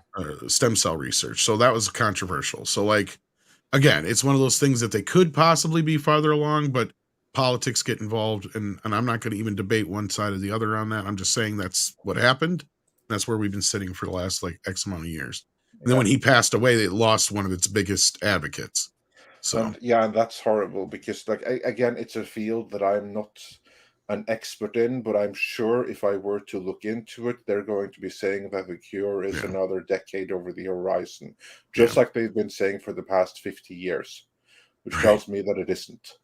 Well, Scott Hughes brings up the gun control fact in Batman. So they force gun control agenda in comic book movie that should just be entertainment. Why can't we just have a movie without being indoctrinated? Well, because where the movie is being made, they like to indoctrinate you. That was the other answer I was going to say. Is that they think they're being clever too because of Batman's connections with guns too. I'm sure, and they're like, "Oh, we can use that." And with all this gun talk right now, yeah. And from what I heard, it's pretty glossed over in the movie anyway, right, Andre? It's like kind of barely mentioned. I don't know if I picked up on it even. I'm sure it's there, but I don't remember that line in particular. Yeah, a few people have confirmed that it's in there, but it's like they said it's very glossed over. So I did get that Gotham is one of the safest cities in the world right now, so there's no need for Batman. So then he became a homeless beggar, roaming around his own palace. I'm serious. I'm not even joking. That doesn't even make sense. He would have went and got married to either one of the 10 women that he fucked. Yeah, you think so, but no. Instead, he became like a filthy, disgusting, homeless beggar belonging on Skid Row, roaming and haunting his own hallways. If anything, he could have knocked on Chase Meridian's door and been like, "Hey, my shit's not fucked up no more. Want to go out?" You know. Yeah, I know he should have. I mean, Catwoman's a little bit spicier, but still. I mean, that's one thing I will say that I appreciated about Across the Spider-Verse. Peter Parker, who was a fuck up in the previous movie, he got his life together for this one.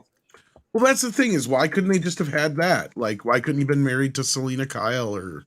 I don't know. That would have been great stakes because he then is caught in this decision. He's like, this kid wants me to go become Batman to save the world, but my wife, my children, they're my world now, and if I'm gone, I might not come back, and that's also, well, actually, here and it sets him up perfectly to say the line, "I'm not Batman." Anyway, sorry, go ahead. But here's like the thing: his whole world is actually at stake in this movie, but he doesn't matter to him if the world ends or not. He has no stake in that because he has no one that's going to live beyond him. If he were to have a wife and a child, he would have all the reason in the world to fight as if their life depends on the outcome of the battle, because it did, or it would have. Yeah. So it was horrible not to do that to him. He should have been with one of his earlier ladies. To have stakes, he should have had kids. Then he would have had stakes, and he would have had a reason to become Batman again. As it is right now, it's like, yeah, fine, whatever. I got nothing better to do. I'm just waiting to die anyway. I mean, seriously, that's his motivation. That's his motivation. And that's boring. It's like I'm just waiting to die, and so they turn him into Luke Skywalker. Yeah, kind of. He does get something of the Luke Skywalker treatment in this. He does. Which is what I argued they did to Peter in the first Spider-Verse. Even though he gets to save the day at the end, it was still like they turn him into a failed loser, and they imply that it's the Tobey Maguire one, no less, on top of it all. Yeah, but Across the Spider-Verse corrects I was that. gonna say, It's not. I know, that's corrected what I'm that, yeah. saying. They really fixed that. I don't really he got care his on life that, but- together. The only thing I got to say about Spider-Verse is I can't wait to see heads explode in a couple of weeks when Lord Miller confirmed that, yeah, we were putting that in there the whole time. She is trans. If they do, If it's not that's Lord gonna be Miller, a- it'll be Dave Callahan because he Whoever. he moved with the tide. He has no Yeah. no voice. It's going to be, Whoever. that's going to be them changing with the tide because it's not there in the movie. That's people desperately wanting to read something that's not there into it. You think so, but wouldn't that be the ultimate trap? No, that would be them saying, "Oh yeah, that kind of works. Let's go with that." No. That'd be a You're not even retcon, seeing where I'm coming essentially. from. Yeah, they You're not even seeing where I'm coming from. I can see them retconning that in there, but it's not there as it is now. I ain't seen the movie, so I can't comment too much on it. But all I know is that she's the only one among her friends who isn't gay. Nah. Don't buy it. Well, she's a straight woman in every other universe. But That's the whole moving on, point that people have moving argued on. is that she's a different Gwen. Remember that than the one that we were still used haven't to. gotten to the main topic of today, so let's move Well, on to the let's super do chat. that. We'll get there. Glade Ribbon says, did we read the one that was on screen? I forgot there. Did we get that one, 6? See here. That was my fault if we didn't. We did not. Glade Riven's been a member for 10 months, saying, "Hail Midnight's Edge. It's more likely Lucasfilm is mostly shut down and the brand's outsourced than sold, since ILM and Skywalker Sound make money from other studios." And yeah, I don't really buy that Lucasfilm is going to be just sold off with everything under it, not unless there being some kind of deals in place with all the stuff that is just so integrated into Disney being licensed straight back to them again. I don't see that happening. Yeah, it's a nice idea. It would be funny if it were to happen. It'd be some, karma. But at the end of the day, George Lucas is not interested. There's no Saudi prince that's interested in buying it. You have a brand that has been tarnished so bad that Disney wouldn't sell it for what anybody would pay for. You know what? If Yeah. there's a Saudi prince who is a fan, I would not put it beyond the limit of possibility that they would throw a few billions at that. They'll take They an have the money for investor that. before they take any sales. That's a big difference. Yeah. Like, at the end of the day, though, and there's other reasons for this, but I mean, it's so and people have been using my quote out of nowhere. It's been popping up. I said to take and sell Star Wars or Lucasfilm right now would be like trying to remove a tumor from within a tumor. Like, you already have all these other things that are surrounding it, and it's attached to everything already, and it's something that's inside of something that's already embedded in Disney. Like, yes, there's a chance they could sell off ILM or Skywalker Sound or something like that. But why would they? That's one of the few things that's probably making them money, right? It's like the whole reason, like, oh, it would make more sense for them to sell Fox right now. But then at the end of the day, what good would that do them? Because they still got to buy Hulu. They're going to have to put something on it or do something with it. So at the end of they're in a really shitty position, and selling Lucasfilm is not something that would get them out of trouble at all. If anything, it would probably add more issues. Again, it was just a rumor, and I know it's been blown out of proportion from what it initially started from. But I highly doubt it. I highly doubt it. I'm not saying it's above the realm of possibility, but I think that Disney would have a dozen or better other things that they could part with first that would make more sense. Yeah. Moving on.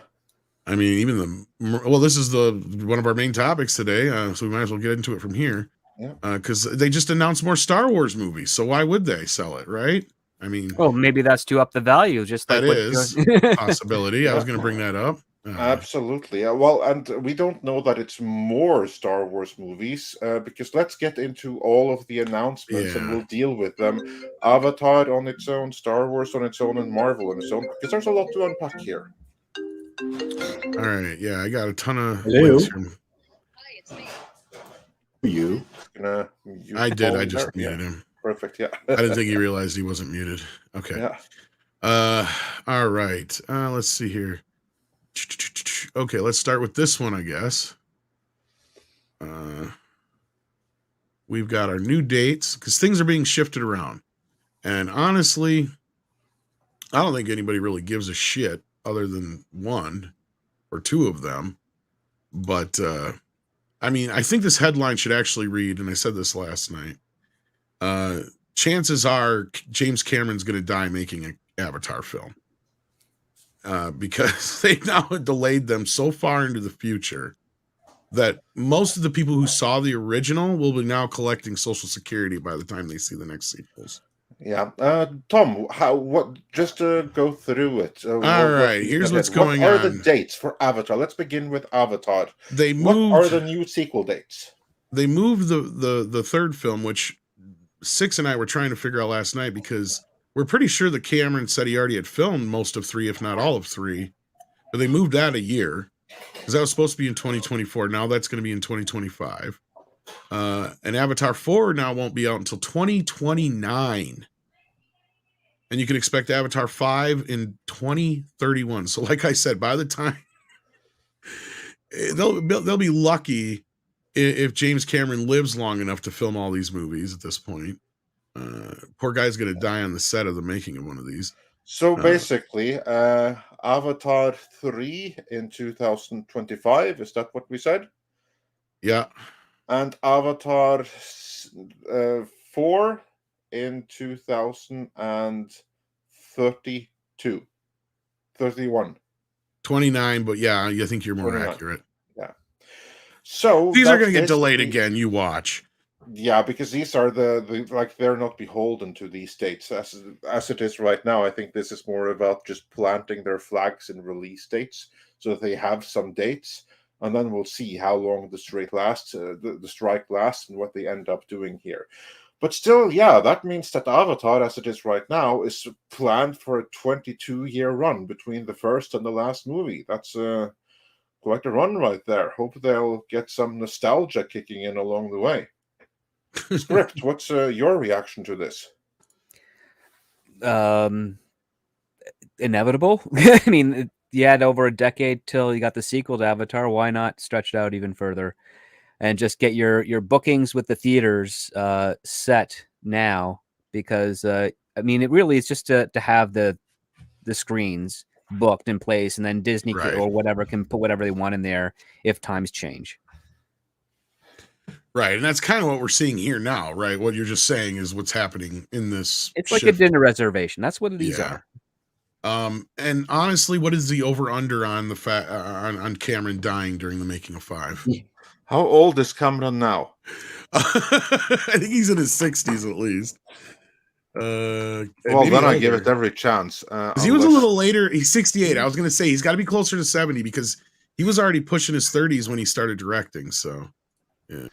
Well, unless something happens suddenly, then there's no reason to think that he shouldn't be alive. Well, I don't know. Anybody over 70 is taking time bomb in my eyes anymore.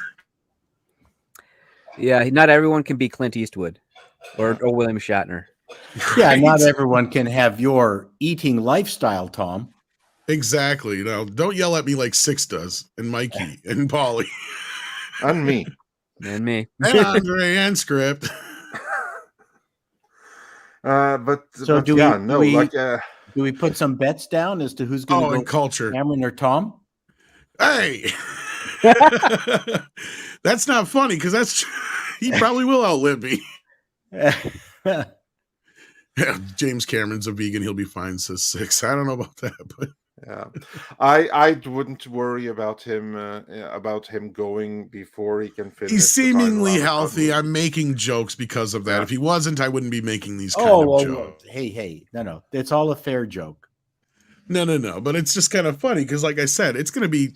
We're looking at almost 10 darn years before the series is going to be done, and that's just the 5th one. They are taking their sweet time. I will say that. they are taking their sweet time on this, because they've done like most of the development and everything like that. I mean, these movies, they should be ready to go like every 2-3 years now. I see no reason to wait until They should be pretty much amortized now. Yeah, exactly. Exactly. Yeah. I wish Cameron would concentrate on Alita Battle Angel 2. Well, we've been hearing there's some movement on that I heard because that Avatar too. 2 was a success, and that's straight out of what we were hearing from rumors, and then Robert Rodriguez had confirmed it that was part of the reason he played ball with Disney on the Boba Fett side of things, and he was hoping and praying that Avatar 2 was a success, because if those things together were hoping to push his sequel forward. So it sounds like there's been a little movement on that, but with the strike, I have no idea how far along they are. But Alita is now not a Disney property, is it? Yes, because it's a Fox property, and that makes it a Disney property. And that was what I mean, yeah, because Rodriguez is like, yeah, that's why I did Boba Fett, was because I hoped it would grease the wheels for Alita 2. Exactly. I think those were almost his exact words, actually. Yeah, those were his exact words. He was basically saying that, yeah, the only reason that he did was served as like showrunner in name only for the Boba Fett series was that he was desperate to do Alita Battle Angel, and he, like, we covered this in our retrospective, and he was basically thought that if I really play ball and I do everything that they say, they'll see me as a team player, and decided, hey, you know what, you've done well for us, we'll have your pick of projects, and then he can say, I want to do Alita Battle Angel Part 2, please let me. That was his plan. Except the other thing that he would have to hope is that none of the Disney executives actually read the entire manga. It's quite a violent. It's one of my favorite mangas, and it's very violent. Well, and he would expect it to be under the 20th century banner anyway, and that's the thing, is they haven't really utilized it. We've bitched and moaned about that in several other podcasts now, but I mean, really, Deadpool 3 is going to be one of the first other Fox properties besides Avatar, which is now technically an MCU property. That is a bit of good news. That must be coming along nicely, because they moved it up almost a full, 8 months? Or no, not quite that, but November to May. So that's 6 months, close to it. Yeah. This honestly scares the shit out of me. But Script, let's hear what you had to say. Well, that they moved up Deadpool? Yeah. I'm not happy about that. As far as I know, they've had the script ready to go for the last year and a bit. Yeah. So if they've already started production, which I'd assume they had, but I guess they're on pause because of the current strike, then they're probably ahead of schedule, and why not? I don't know if they're actually on pause, Script, unless you've heard something, because all I heard was that they said that the only thing is they can keep shooting. It's just that Ryan Reynolds couldn't technically, I don't know if it was a joke or not. If it's true, he couldn't improvise. And not only that, but the fact of the matter is that a lot of people haven't been able to get to work because you have to cross a picket line. And a lot of the places where things are being shot have picket lines in front of them now, all over the world. Well, if this movie is set to be out in less than a year, my hunch is that they finish filming. I think that they've got most of the principal photography already. That's what I'm completed by this thinking. point. Yeah. That's what I'm thinking. Yeah. Which is why Ghostbusters is cramming hard fucking core to finish their shit, because that's supposed to be out in December. They've had multiple things shooting in Canada, London, New York, California for the last couple months. It's done as far as we know now, except for the New York. They've been catching the ectomobile running around, but yeah. But that's mostly B-roll stuff, because exactly shooting like a scene in New York is a nightmare. That was what I was going to say. Driving around the street, that's a lot easier on paper. Exactly. No, and that's what I was going to say. As far as like Deadpool 3, they don't have to worry about shit as long as the principal photography was already done. They would just have to worry about if they have to do any reshoots or anything like that. That's all. Yeah. You know what scares me about it? This has now been moved up by 6 months. So that's less time for post-production and everything like that. Well, maybe it's not as effects heavy as the other two films were, too. I know, but I'm not finished yet. And this is now the movie that's going to open summer. which tells me that Marvel understands that this right now is the biggest chance of a hit that we have of everything that they have in the can or can get ready for release. This is the thing that is the most likely to have some kind of commercial success. Well, it's because they How don't have much? anything else. That's why. Yeah. How much do you think Bob Iger will demand changes and toning it down to get his PG-13 so that in his mind has the biggest chance of commercial success? It will How die if much it goes interference PG-13. is this going to be subject I to? don't think he will. I think that that's the whole point is that I think Ryan made sure that this deal was done under Chapek. I think they started shooting when Chapek was still in office. I think that him having Hugh Jackman at his side is basically the two strongest individuals you can have to say, fuck you, we're not doing it. Because that's what makes this franchise different than the rest of the other films. You And also Ryan- don't have a post-production supervisor who can order reshoots and change the Yep. story Like to Victoria fit whatever Alonso. they want anymore. Exactly. It's that position's not there to compromise the film. Exactly. I think that Ryan Reynolds, I don't know how the film is going to turn out because I did not like the second one as much. But I think the best thing this film has is Ryan Reynolds and Hugh Jackman being able to say, we're going to walk if you fuck with this movie. I bet you Ryan Reynolds has final cut. I hope so. I sincerely hope you are right. Because the only thing that I see when I see this date change is that this movie suddenly got a whole hell of a lot more important to Disney. And the moment something gets important for a company, that's when they start paying attention to it. Well, That's this is when why they decide to give it their personal touch and no, oversight. I totally That agree has with you, my, Andre. yeah. But I think this is the main reason here is because Captain America Brave New World is not done yet. That's why. They have to move that to July. So they have to basically put Deadpool in its place. Because they have nothing else after that. The Thunderbolts is still shooting. That's been delayed now till Christmas. Blade has been pushed out to 2025. I'm gonna make a prediction now. That movie is not fucking happening.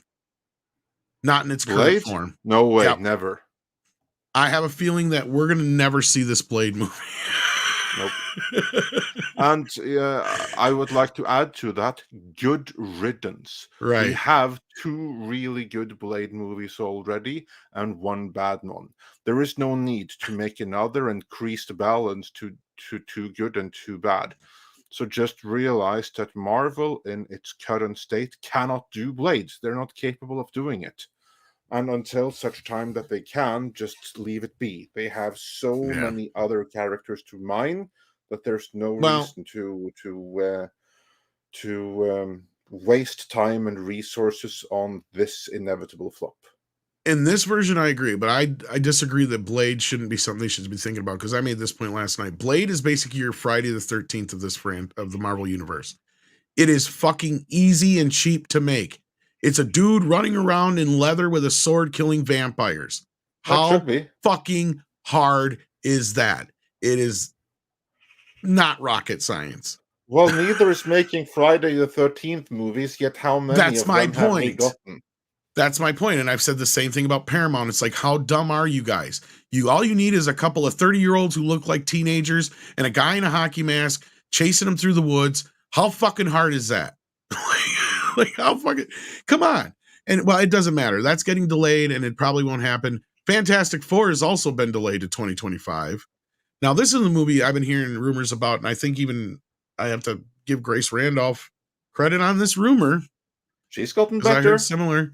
And that is that the bigger problem with Fantastic Four is having right now is that Disney wants to cast a bunch of names in the fucking roles. And the budget has already ballooned just for the cast, $80 million now. And that's what she heard, and I heard something similar. Because they want Darth Kylo Ben is Mr. Reed, so he's expensive. I don't know who else they have, but that's the only one that I know is probably the only one that's actually accurate that's been rumored. Because I've heard the Mila Kunis and other things were just a bunch of bullshit. Reed Richards needs to be dashing. Well, he's going to be Got a weird nose now. You would think once he gets those powers, he would fix that nose. Well, it's rubber nose. He has no cartilage left. Well, you'd think so, but again, that would make him Doctor Doom. You see, there you actually have like He would be a great better opportunity. Doctor fucking Doom. Yes, I think so. Yeah, to like make it so that I completely agree with you. yeah, because Yes. here's like the thing that Doctor Doom, he's the vain one. He's the one that hides his face behind the mask because he's disfigured. And I mean, in some comics, his disfigurement was just this teeny tiny little scar that didn't really do anything, but he was so vain that he considered himself to be ruined. Whereas Reed Richards, he's above that kind of thing. You don't really care too much what he looks like. So in this sense, Yeah. it would make sense to have someone who isn't going to change his appearance, even though he can. Does anybody care about the Marvel shows while we're still on Marvel? But he's Well, not going to let's want go to. He's through not going to want to everything be Marvel, behind all the another dates. mask again. Well, that's what I was going to say, because pretty much all the shows have been delayed at this point, except for What ones that are are the done dates? shooting. Let's have all the dates for all of the Marvel stuff. That It's is a totally different everything story. Agatha's on track. Yeah, Agatha's on track, and the one that's When coming is out that? next week. Let's have the dates. Hang on, I got to find the story because it's a separate story from this one. Because they only have the movies in this story. So the other one is this is not it. Where the hell is it? Oh, for fuck's sake. Anyway, Echo got delayed, or and Daredevil's not shooting right now. So That's definitely getting delayed, and good. I'm glad. I just hope that everything is going to be delayed and pushed back tremendously. all right, I think this is it here. This isn't the version I wanted, but I think this will do. No, that's old one. God damn it. Okay, let's try this one here. No, that's an old one too. What is it with all these old ones? I can't find the story I want. Sure, 6 leaves and everything goes to hell. We need 6. This is movies. Who cares about the fucking shows, Andre? Well, okay, we'll get back to the shows and let's focus on the entire. I was gonna say because it's in a completely different story. Anyway, Thunderbolts, Blade, we already talked about those. Fantastic Four, Avengers, 1 and 2 has been delayed again. If well, let's go through happen, each and every project and their new date. Go for it. Avengers Kang Dynasty is getting pushed back an entire year from May 2nd to 2025 to May 1st, 2026. It's taking the place of Avengers Secret Wars, which is jumping from May 1st to 2026 to May 7th, 2027. What? Where'd you go? There we are. I'm just going to mute Paul here. That's to me perhaps the most interesting thing, that they are pushing back the Avengers movies. Now, there's obviously 2 sides to that. One is that it's the writer's strike and they can't properly write them.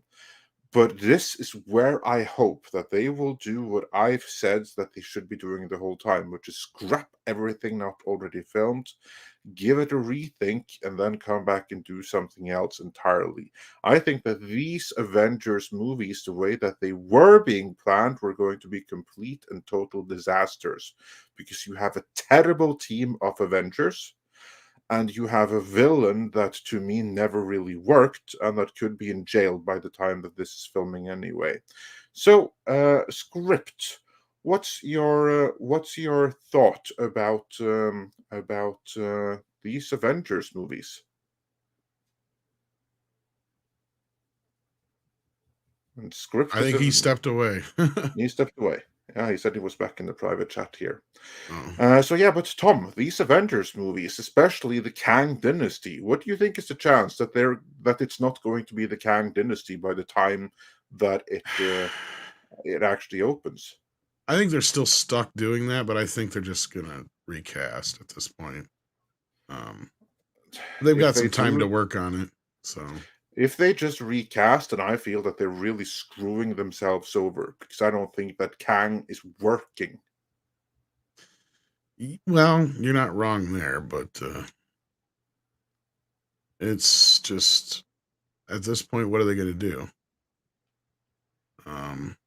They've got nothing else unless they reboot at this point. But I can't find the fucking show's information. I'm looking everywhere and I can't find this fucking story. I'm sorry. Yeah, Daredevil Born Again and Penguin stopped production. We already knew that. I can't find the newer version of it. All I can find is one from March for some fucking reason. We know Loki's done. We know Agatha's pretty much done. Other than that, they're all like up in the air, basically, or being pushed back, or they don't have a specific date. I had the story, now I can't find it. I apologize. Well, not as much as the Disney should be apologizing, because boy, they really It's like screwed up nowhere to be everything found here on the Variety website. I cannot fucking find it. I can only find this one. I don't understand it. This one doesn't have the shows in it. It just has the movies. Yeah. But let's stick with the movies then. So basically everything is delayed. And then we have the Star Wars movies, because the interesting thing is that 2 Star Wars movies have now been dated. What do you make of that, of the 2 Star Wars movies? Dream fulfillment. Yeah, are they even going to happen? Isn't the Rey announced movie already canned? No. It's not even written. What do you mean by canned? In the can or just can? Like no, I mean that's Shit already cans. off the table. No. They've like doubled down on that. That's no, they just got a different writer.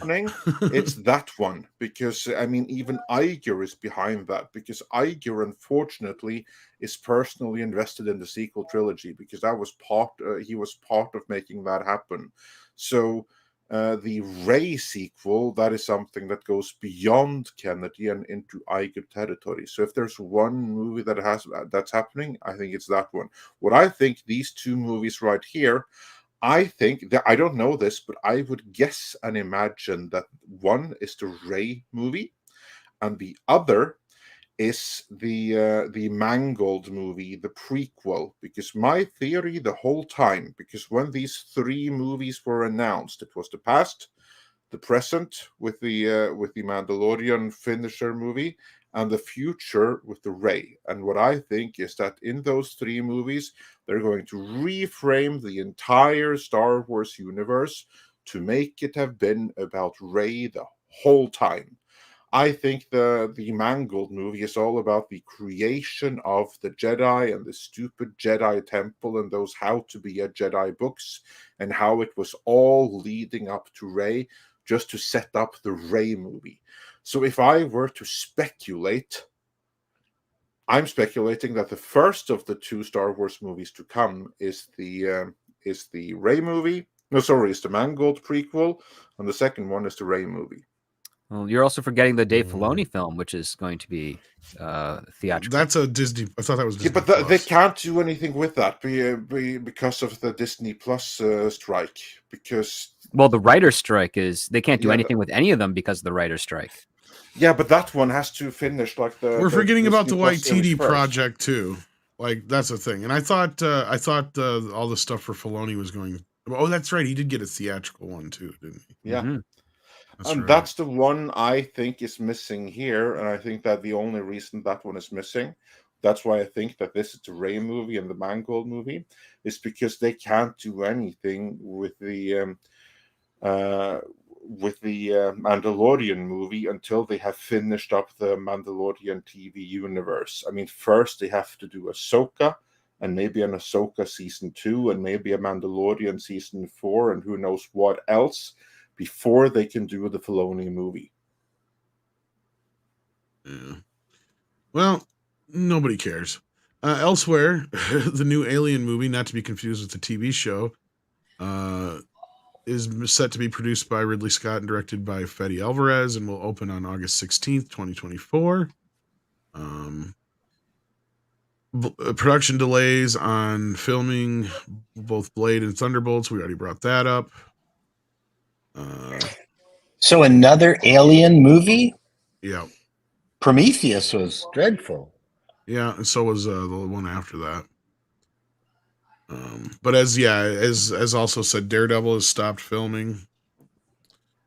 Echo has also been. We don't have a date now for Echo, I don't think. Or no, that's all coming. That's done. That's done. Never mind. Echo's done. I hope Ryan Reynolds does a short to promote the movie where everything is race and gender swapped. That would be funny. Where he just sends it all up as if this is a preview of the new film. I think that first of all, that would be up his alley.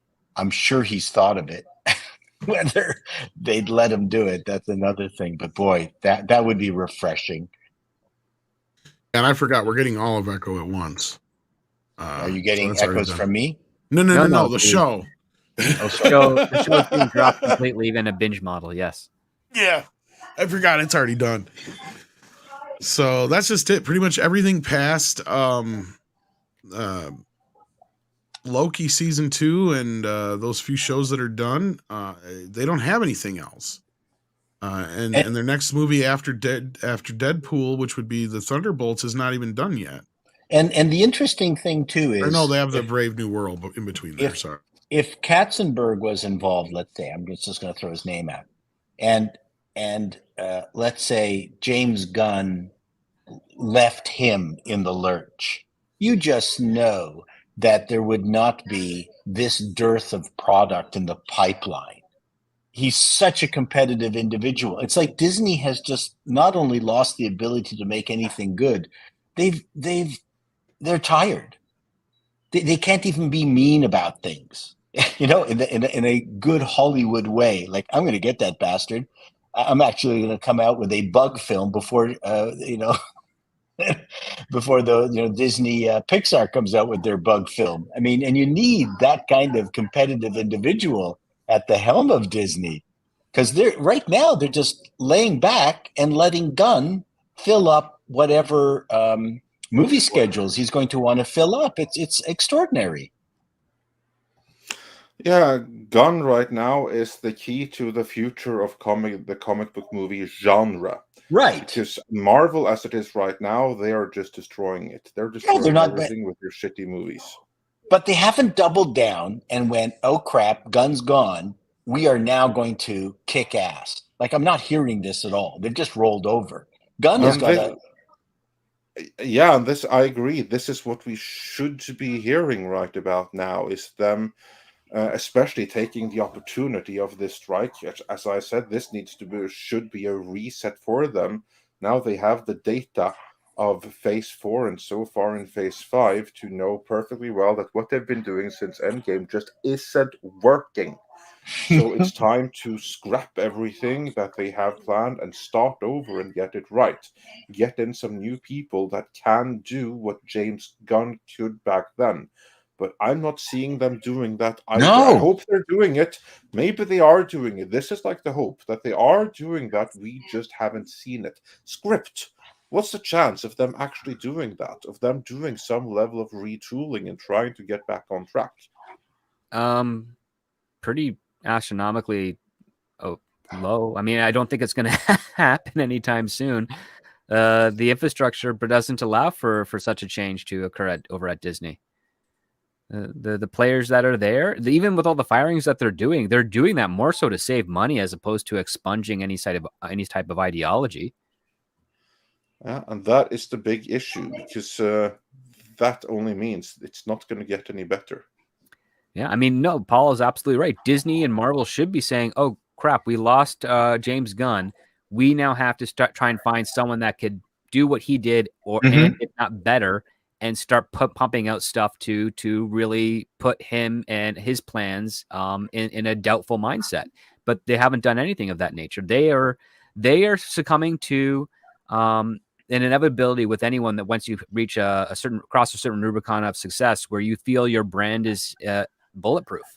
And even right now, Disney is just starting to realize that there's probably some cracks in the armor, but that the but that the brand can recover. And until they make a real significant change, that's not going to be the case. Do you really think that they believe their brands have not been hurt? I'm certain there's enough people around them that are reinforcing the idea that everything is still fine, because that's what they're paid to do. Yeah. I definitely think that they're like, well, the money's not here right now, but the brand's still strong, so we can definitely bounce back from this. It's just that's what I think their mindset is, that they can always bounce back because the brand is stronger than the failure, so to speak. It's true that Hollywood has its legion of fart catchers. Yes. Yeah, and they right now are in the process of destroying Disney and Marvel and everything else like it.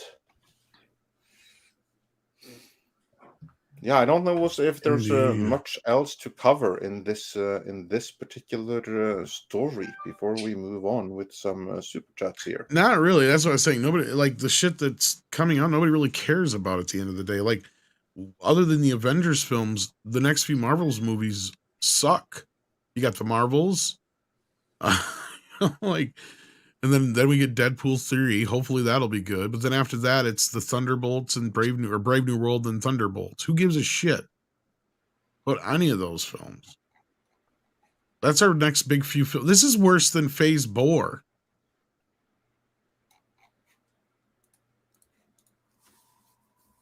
I was more excited about Disney's Black Hole until they released it. That's a tremendously underrated movie. If only they had something as exciting as Black Hole coming today. They've tried remaking that a few times. It never happened. Unfortunately, because that it was basically 20,000 leagues above the sea. Kind of. With some really cool robots. So, if that would have been great to actually have remade. Well, I'm going to enjoy this respite from superhero shit for about a year or so, hopefully.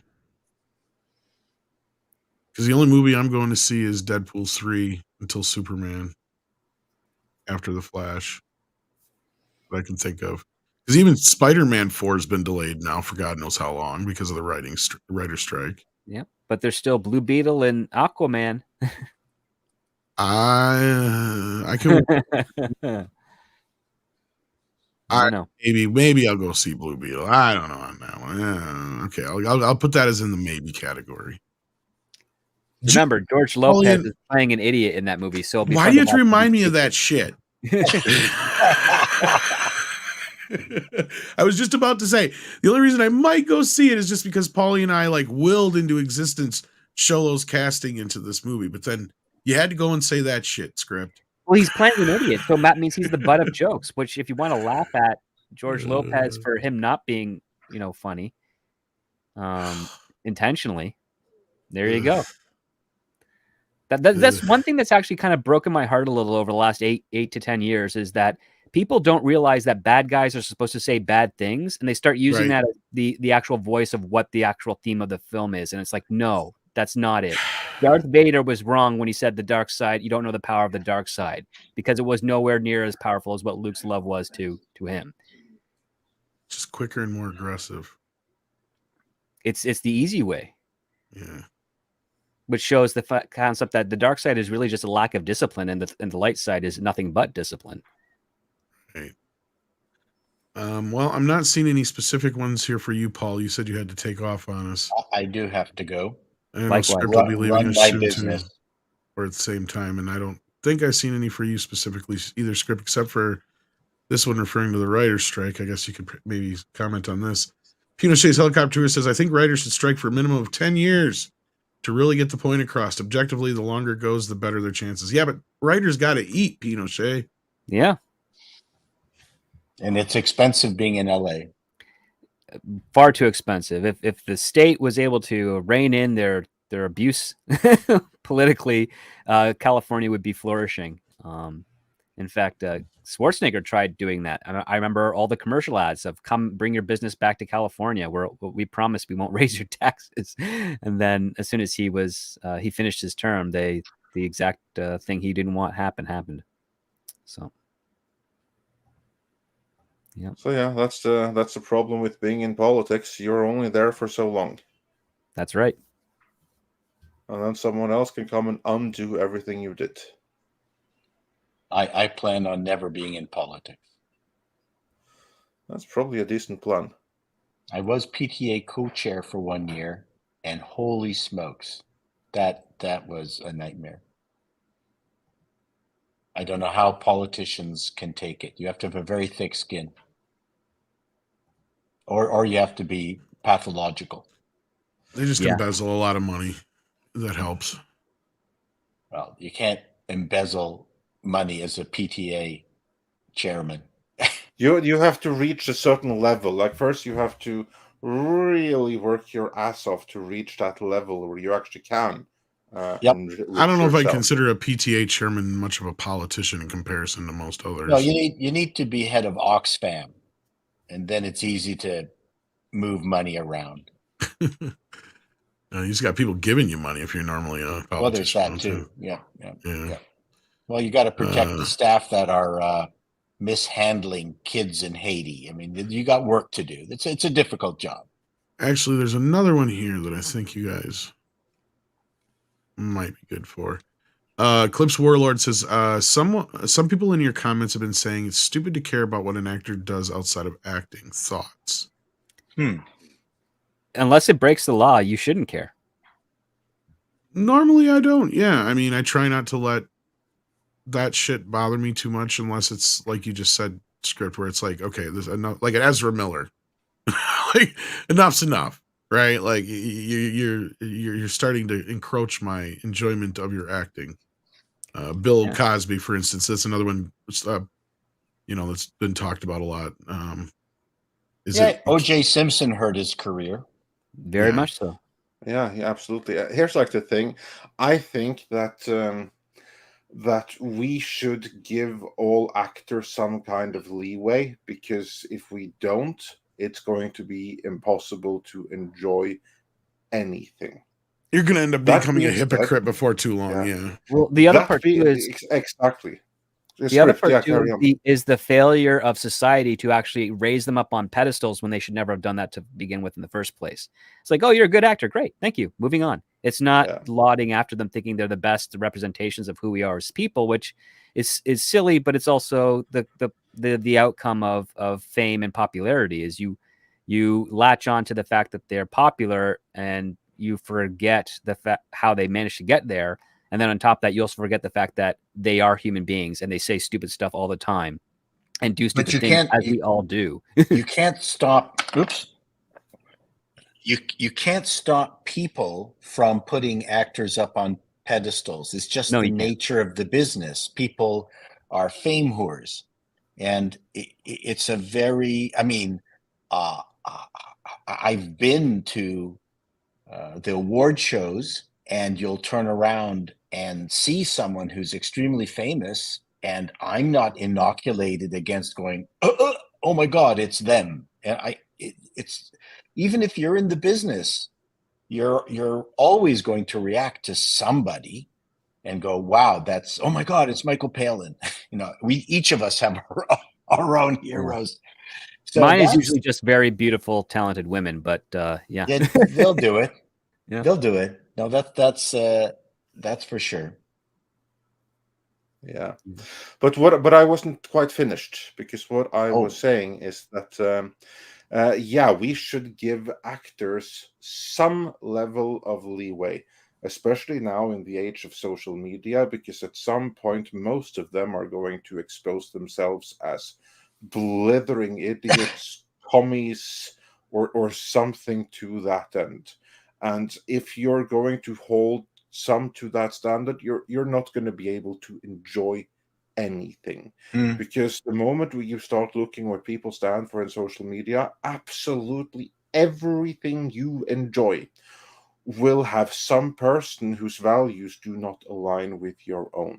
That being said, there's a limit.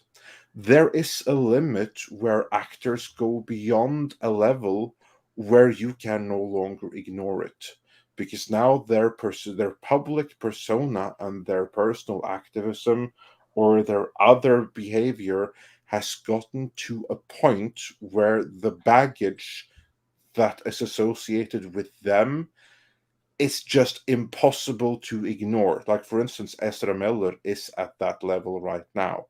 I cannot see him do anything without knowing perfectly well what he has done in his real life.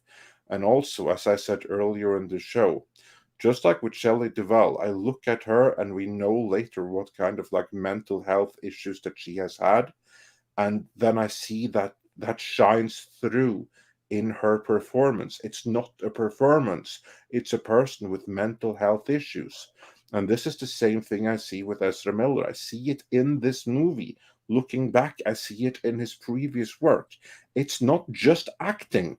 It's someone with mental issues. Once you see that, you can't unsee it. When you get to that point like that, and to say nothing of others that actually do various crimes and stuff like that, there's no way to unsee it. There's no way not to bring it into the movie. Then that becomes part of the movie and its legacy going forward, for better or worse. Like, for instance, the Naked Gun movies. There's no way to watch them without seeing there's O.J. Simpson. We all know what happened there later on. This is now part of the movie that goes into the myth around it, right? This is so, and as an Sometimes, actor, you yeah. don't want that to happen. You don't want that to happen, but it's going to happen. So my answer to that question is that, yeah, you try to ignore, because otherwise you can't enjoy anything. At the same time, once it reaches a certain level, there's no way that you can't ignore it. Or no way that you can ignore it. So even actors then have a responsibility. When you are a public persona, you have some responsibilities. And the moment they try to use their public persona for activism, they have to realize that they are now divisive figures.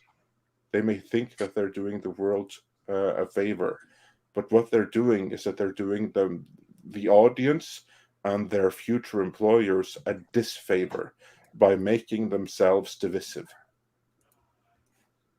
Yeah.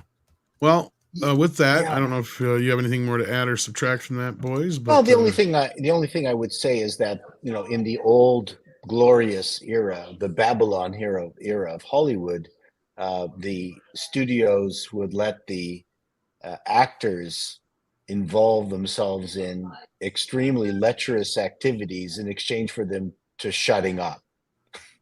So maybe we need to go back to that. We need to get the actors, you know, say, look, we're going to let you get involved in whatever depraved sex that you've ever imagined. Just stop talking politics. Don't you think that's a fair trade? That would help. I mean, and politics is one thing, but again, like I can overlook a lot of things. Like I can even overlook the whole screw your freedom and crap like that. Like with what Arnold said, he's an actor at the end of the day. He's a very intelligent guy, but he's also an actor at the end of the day. Go ahead. Sorry. But on top of that, even when you want to criticize them for it, be a bit more inventive. I mean, the screw your freedom stuff, fine. But when people do that over and over again, you sound like a 6-year-old bully who doesn't know how to actually come up with a biting insult. I mean, that's just the case. It really is kind of pathetic. It's like, yes, they said that. Watch their actions. Do they follow through with it? Then start mocking them. If they don't, okay, then they're just stupid. Move on. Let them go. Because again, it's the actions that dictate whether or not the person is evil. Sometimes what they say, not so much. Right. And there's varied levels. Like there's a lot worse things that could be said or done. I mean, he even apologized later, but who cares? That's not even the point. Point is, he did go out and actually started jabbing people with vaccines, right? Because that's something that you can say is, okay, that is dangerous and evil. But right. You mean basically you have like Arnold standing behind a corner. Get over here. Yeah. I'm going to give you a shot. You're going to take it and you're going to like it. Yeah. Jabs you and then says, screw your freedoms. You know, that would be something where people can actually start saying, you know what, that's wrong and evil. We're not going to let you live that down. But him just, being like kind of manipulated by the media to say things that are towing the line. I mean, that's what actors do. They're not that clever in that regard sometimes, especially when their ego is being stroked so heavily. Exactly. Yeah. And that's So it with for that, me. yeah, I don't want to keep you guys any longer. Thank you so much for sticking around as long as you did. We appreciate it. Script Doctor, Oh. anything to plug on your way out? Other than the fact that I'm just finishing up editing a fun little interview I had about Spider-Man, that will be dropping on my Patreon. So keep an eye out for that. We will. All right. All Yeah, right. And everyone Paul, check that out. anything you got going on? Nothing that I can promote. All right. Well, thank you guys for being here. We may have another guest show up before too long, but Andre and I will be getting to the super chats here forthright. And thank you for being here, and check out these guys' channels. Thank you so And much. Patreon. Thank you so much for having me on and keeping me sane while I'm away from my house. Well, we appreciate you being here. And I'm reminded that we have a sponsor. So as you guys are exiting, I'm going to play our sponsor ad. Thank you for being here, guys. Take Bye, care, guys. everyone. Take care. Thanks. Check out our sponsor, Flip City, for their magazine. Friends, if you're looking for real old school laughs, you're in for a treat because we've got them right here. Flip City Magazine. Remember Mad Magazine? Then it went woke? Wow. Don't worry. Flip City has no chance of going woke. That's right.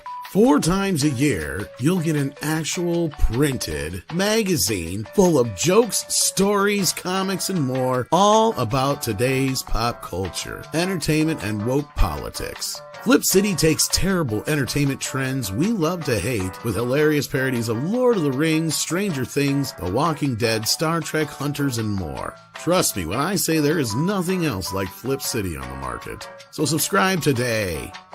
It will be delivered in print, or you can even get it digitally if you're one of those wacky Zoomers. Either way, follow our link and sign up today, and if you put in midnight, you get an extra 10% off. Check out Flip City Magazine today. All right, so do check out our sponsor, Flip City. They are a hilarious, fun time and a good read. Let's get back into these super chats here. We got Hyper Guyver 2, who brings up the sad news that we learned late last night. Rip John Romita Sr., you were the best there is as what you do. Yes. Sorry to hear that.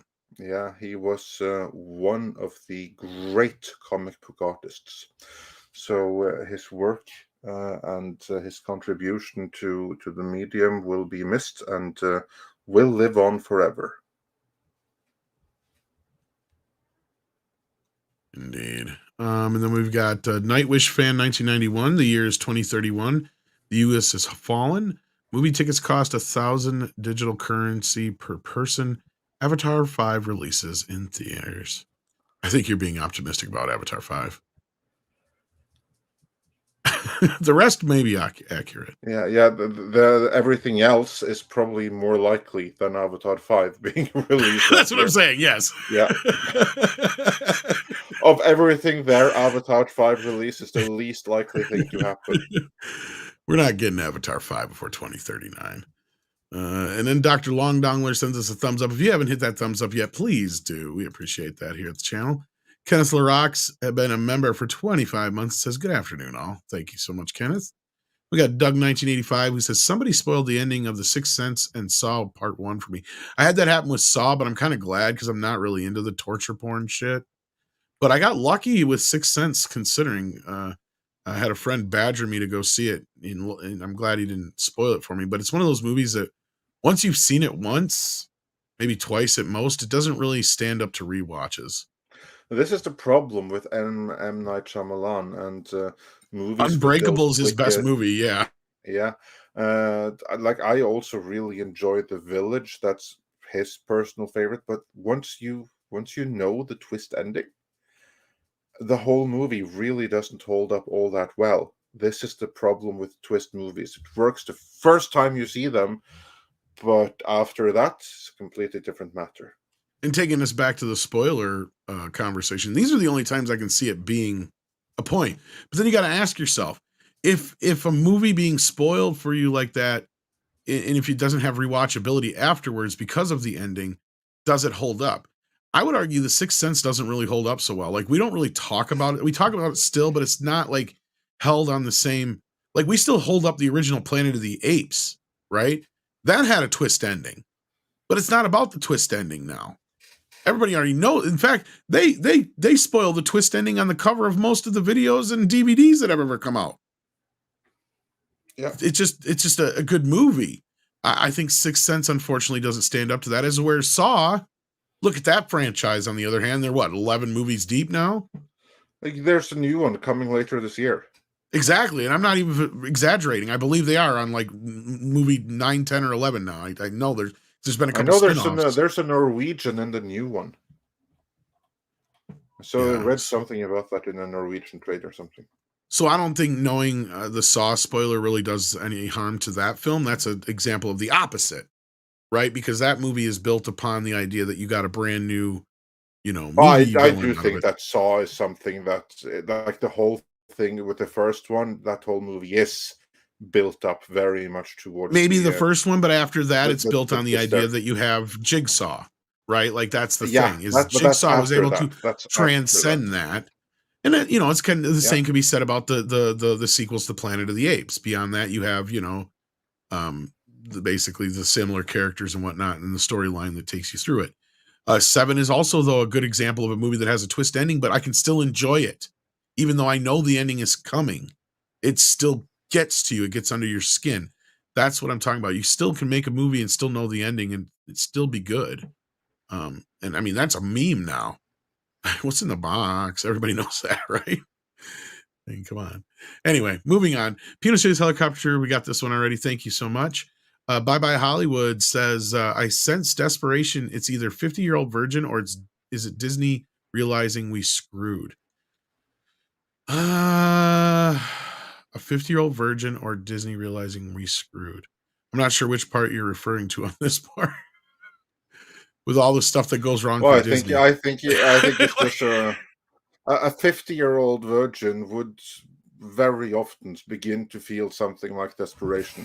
And so is Disney with all these delays and everything. Yeah, Disney, they have trouble and they know it, but the problem is I don't know that they have the will to actually solve it. I hope they do. I hope that they're working on a fix behind the scenes. But I haven't seen anything to indicate that's actually going on from the outside. I haven't seen any signs of them doing major changes in who's running things creatively and committing to a new direction aimed at bringing audiences back again. On the contrary, Bob Iger has in every public statement reiterated his desire to change the world. And you can't change the world and have a profitable company at the same time, not doing things the way that Iger is doing.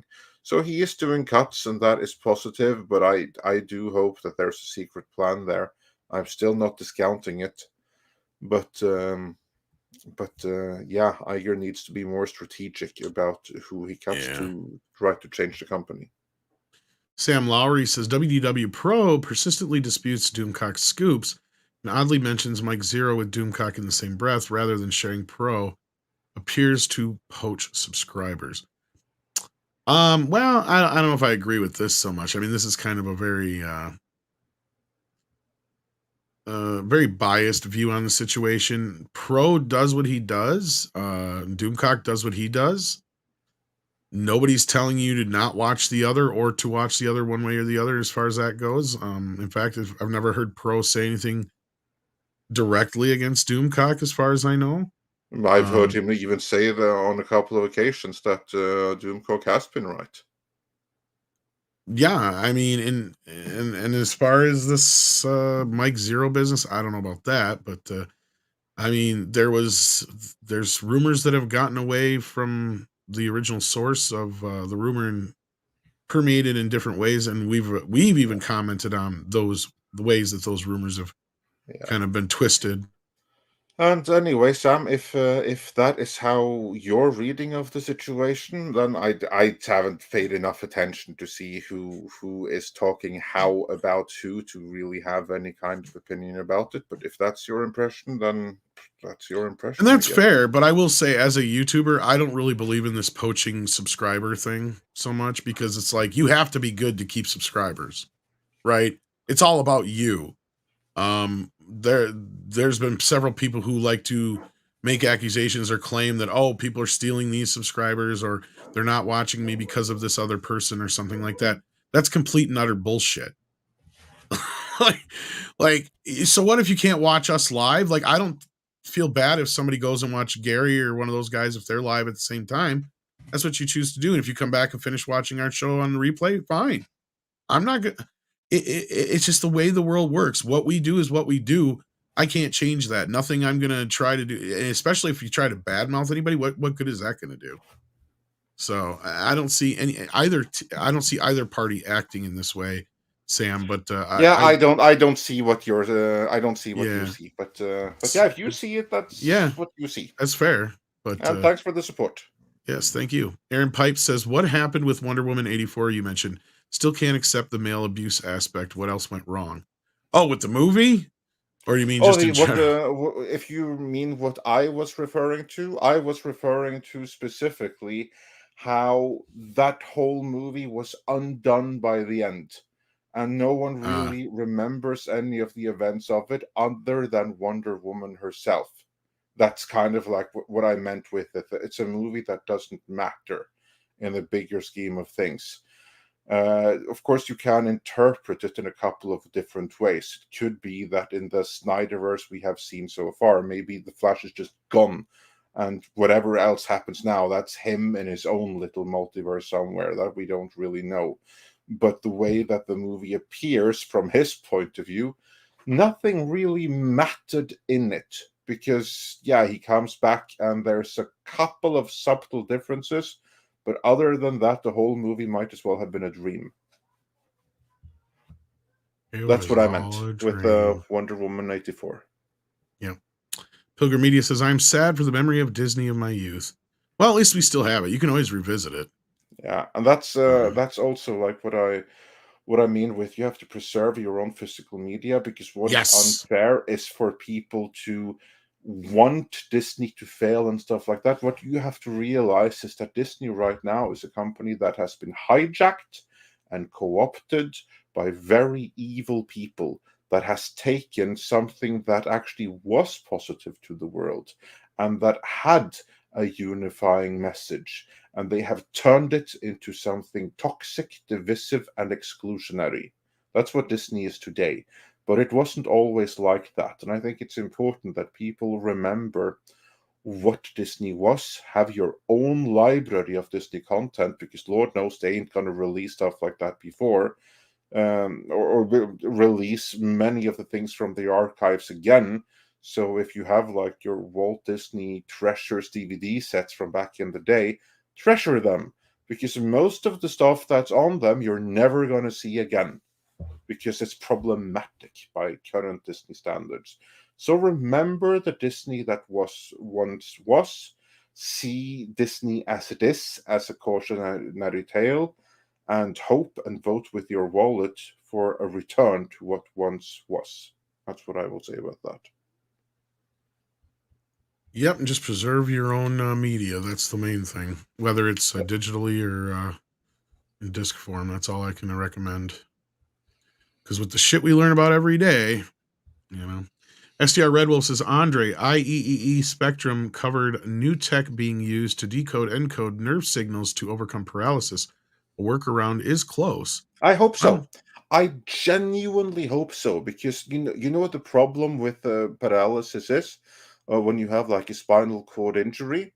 It's basically that you have like a 1 inch thick major nerve that goes through the spine, and what this consists of is like thousands upon thousands of other nerves that aren't color coded.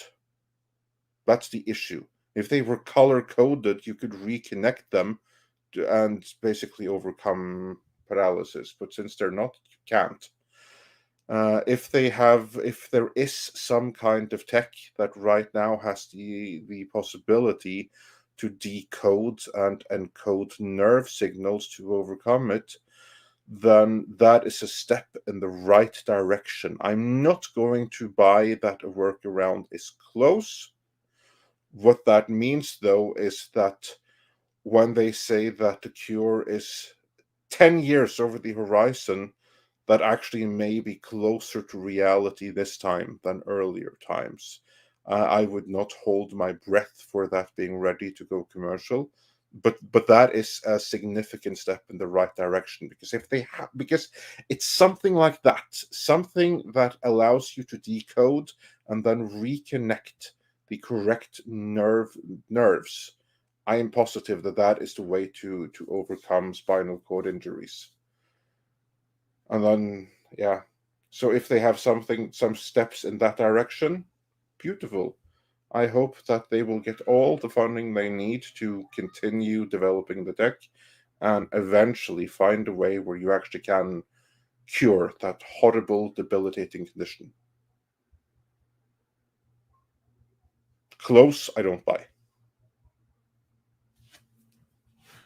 All right, moving on. We got Day Tripera, who ARS. What is that? That's a new one. Is that Argentinian? Is that Argentinian? No, Argentinian pesos. Sure. I have to double check.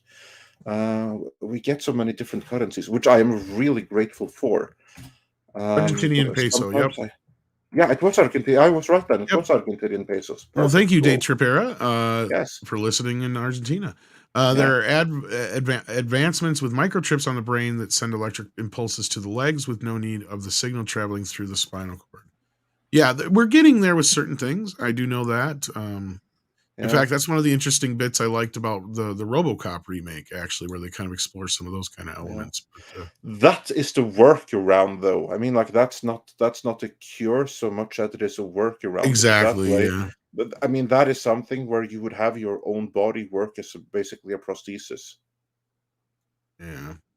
We got Eclipse Warlord who says, I always saw Huntress from the 90s Birds of Prey show as the daughter of Keaton Batman, Catwoman, Dead Batgirl as Oracle, Real Stakes. I know that was a fairly popular show at the time. It's a hard show to come by now, though. Yeah, I remember seeing like the first episode of that. It was one of the few rare times they allowed Batman back on television for an episode or two. I think it was at least one episode. Tipping Barnes says, a thought multiverse derived from double blind slit experience. Okay. Here's like the thing. The multiverse, there's no such thing.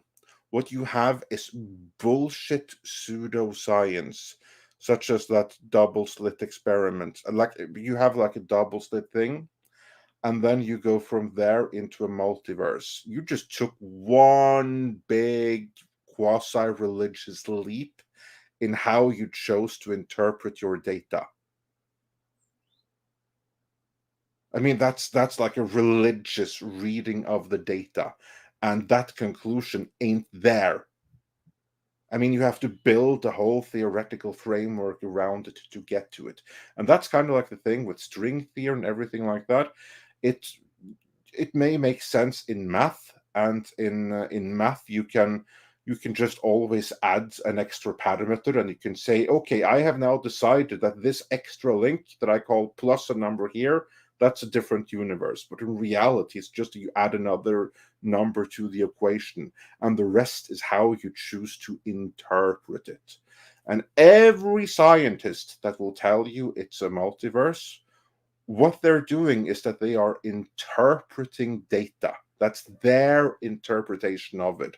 But there's nothing in the actual data to suggest that that is a plausible interpretation. Nothing at all. And for instance, I mentioned Michio Kaku earlier.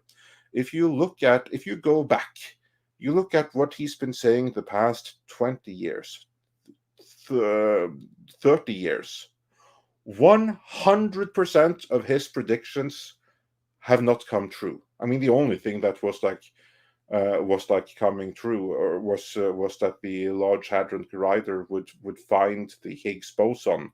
But again, that was something that was needed for the standard model to work. So he gets 0 points for that one. All of the other stuff that he expected it to find, which would, if it were found, actually would lend support for multiverse, string theory, stuff like that. Nothing. Hasn't found jack shit. There's an episode of The Big Bang Theory where they talk about like the crisis in physics. where Leonard and Sheldon just come to the realization that holy shit, like this just isn't working. That was reflective of a real crisis in physics, where they legit have been heading down the wrong path for 100 years. We're 100 years, of course. And it's very much so because of people like Michio Kaku. And with that, we move on. I was going to say. Ram Bam 3000 says, does anyone else think it's ironic that James Cameron is releasing a movie in 2029? Was that the year that something happened? Oh yeah. That's the year where the original Terminator takes place, like Future War. That's 2029. Yeah. That's where John Connor comes from. That's 2029. So that's not the year of Judgment. Not John, but Reese. Kyle. Yes, Kyle Reese. Kyle Reese was sent from the year 2029. Yeah. And then we've got Doppler Radar, who says, Lord Doomcock is right. George Lucas is back. He is? Okay. Well, in a sense, Lucas never went to something been... And honestly, I'm not even 100% sure that's exactly what Doomcock said either, but... Yeah. Philip M. says, but the fruit of the Spirit is love, joy, peace, long-suffering, kindness, goodness, faithfulness, gentleness, self-control. Against such there is no law. Galatians 5:22-23 NKJV. All right. Thank you for that. And the $30 yes, support. thank you for the uplifting quote. And we all could use such uplifting quotes every once in a while. Rona the Pumpkin Queen sends in £10 and says, love your output. Thanks for your honest and well-spoken opinions. Well, she must be talking about you, Andre. Toxica is a reverse-engineered MMA action horror indie film that counters the modern audience fatigue. It just needs word of mouth. Oh, I've never even heard of it. Toxica. Okay, I shall add this to the list. I shall check it out. Reverse-engineered MMA action horror. Okay, this sounds awesome.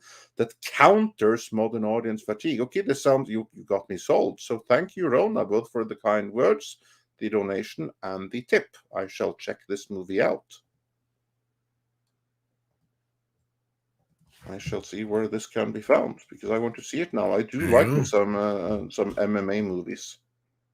And Jesus Davila sent us a super sticker. It is a thank you pair. Thank you so much, Jesus Davila. Appreciate that. And then Darius Munchausen sent us a box of popcorn. Thank you for that. And I'm sure you used it today with all the Disney discussion and the Flash discussion. Mike Laparco says 7's better because Kevin Spacey is evil. Well, at least that plays into it. You could... yeah. That was good. That was good casting. I will say that. Yeah, that casting did age well. In a sense, yes. Darren Hughes says, thank you, Andre. As a paraplegic in a wheelchair, it's really great to hear compassion in your voice. Oh, I didn't even not know that, Darren. Interesting. As you talk about the hope and possibilities of maybe someday there being a cure. Yeah, we hope so too for your sake, Darren. Sorry to hear about I hope your so situation, for everyone. man. Yeah, because here's like the thing with the spinal cord injury. All it takes is 1 second of bad luck. It takes 1 split second of bad luck or just a really poor decision that normally you would just walk away from. But this one time you were just so unlucky. People that did a shallow dive on a beach or something like that. And then suddenly, And Christopher Reeve is one of the prime examples. The doctors told him 1 inch to the left, you'd have lived, not even a scratch on you. Probably to the right, you would have died. Exactly. That's what I mean. Like, anyone can get a spinal cord injury at any time, and some unfortunately do. And that's, to me, what's like so scary about it, is that most of the times it should be something just like Christopher Reeve. Had it been like 1 inch to the left, he would have walked away just fine. Yep. And for most people, 999 times out of 1,000, you're gonna be just fine. It's gonna be like a stupid decision, like, whoa, that could have gone bad. But that 1 time in 1,000, or hell, even 1 time in 10,000, you're not walking away. And that is like so scary, and it's absolutely something that there should be devoted more research to, and that there is.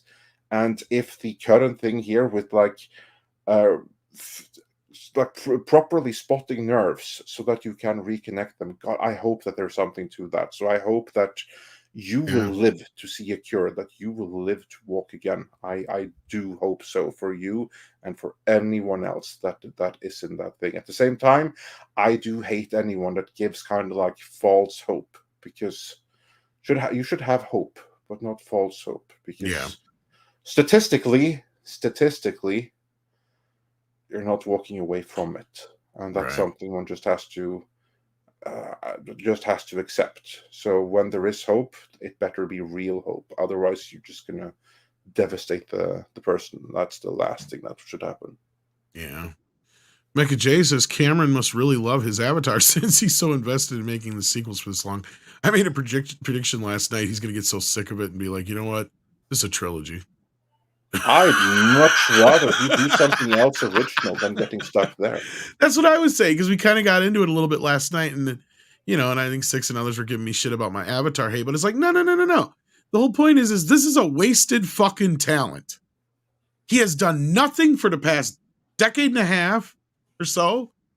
Before that, he wasted what? How many years just getting fucking Avatar made? Since almost 10 damn years between, actually more than that, wasn't it? Between Avatar and Titanic. Think how many great movies he could have made in the time he's been wasting on Titanic. Was it worth it? I mean, Avatar, Stanley Kubrick, in his best years, he released like one movie a decade. Cameron is not up to one movie a decade. No, I mean, he let the Terminator franchise fall into disarray. That's his fault. You can't tell me that if James Cameron wanted to be involved, they wouldn't let him. He is James fucking Cameron, right? He can do whatever the fuck he wants. Like, if there's anybody in Hollywood that's as powerful as Kathleen Kennedy, it's him. Yeah. I'd argue he's more powerful. In some ways, you're probably right, Andre. And that's what I'm saying. Like, he has nobody to blame but himself. And the fact that he took over a decade between Avatar and Titanic and did nothing with it is his own fault. He allowed 2 or 3 Terminator sequels to happen without any... He didn't even spend any time on them at all. Like, all he really had to do is take one look at their pitches and say, well, do this and do that, and you're done. Because all this other shit that he's taking credit for, when he sits there and goes, oh, yeah, I just said it at the time because, I mean, yeah, good for my friends, go make money. Why'd you even let it happen that way, dude? You let your legacy fall into this disarray like this. It's his fault, really. Yeah. It's not like he didn't have the fucking time. He's done some very questionable decisions. Well, I mean, this could be an argument to be made, Six, but how many Marvel movies have done close to that in the last 10, 12, 15 years? Yeah. And I know they're not all directed by the same person, but I would also say it's not just a matter of how much money did they earn. Well, of course, yeah, it's nice that they earn money and everything like that. But I'm just thinking that, and this is a point that Cameron himself has made, because apparently he wasn't the greatest of fathers. He has admitted to this. But one of the things that he has said in his defense is that anyone can be a father. I'm the only one that can do what I do and make the kind of movies that he makes. And you know what? There's a point to that. Anyone can make a movie. Not everyone can make a good movie. Very few can make a movie that is so appealing, that just gets everything right, that gets people to come and see it again and again and again and again and again. James Cameron can do that, and he has proven it several times over. So I just think that it's bad for not just his legacy, but for the legacy that he leaves film history. That he has now spent decades working on Avatar when he could have made maybe 1 or 2 other movies, original movies, like Titanic or something, that he could leave behind for film history, other than 3, 4, 5 Avatar movies. I'm sure the history of film would have been more grateful for another completely original James Cameron feature rather than Avatar 5. Someone else can do Avatar 5. Only James Cameron can make another original James Cameron movie. Well, and at the same time, we've seen how it works when other people take on James Cameron's properties with Terminator, for instance, and where Aliens went from there. I mean, and honestly, Mike and Six and everybody else who thinks, I'm not bashing on Cameron. My point is it's a waste of talent. He is such a talented director. You can give him anything and he can make a good movie out of it. Yeah. I mean, yeah, I was being a little harder on him last night, but at the end of the day, it's like he wasted all these years that we could have gotten more original ideas out of him. But well, yeah, and wasting, that may be pushing it. Maybe he didn't waste them per se, True. but I do wish that he had prioritized differently. I do wish that he would have, instead of like making Avatar 4 and 5, he could have made another original thing like Titanic. Well, not Titanic 2, but for instance, he could have made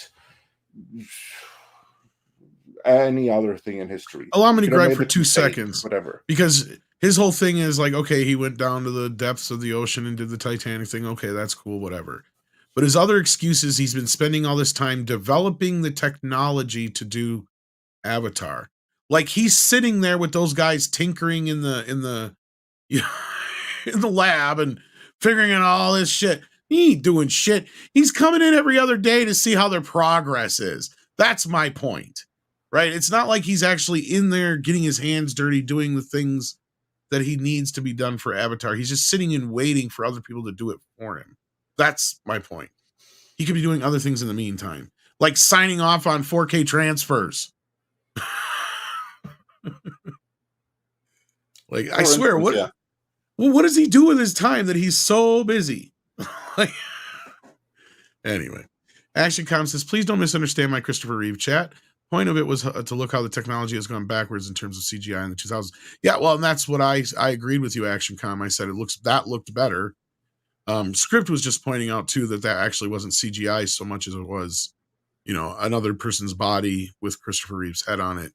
And at that time, how they composited in the early 2000s. But yes, special effects have taken a big, huge turn backwards. That I will agree with. And it's not so much that they couldn't be better. It's just they don't spend the time and effort on them anymore because they can't. These studios expect the turnover so fast. Like we hear the common complaints with Marvel is they change shit all the time.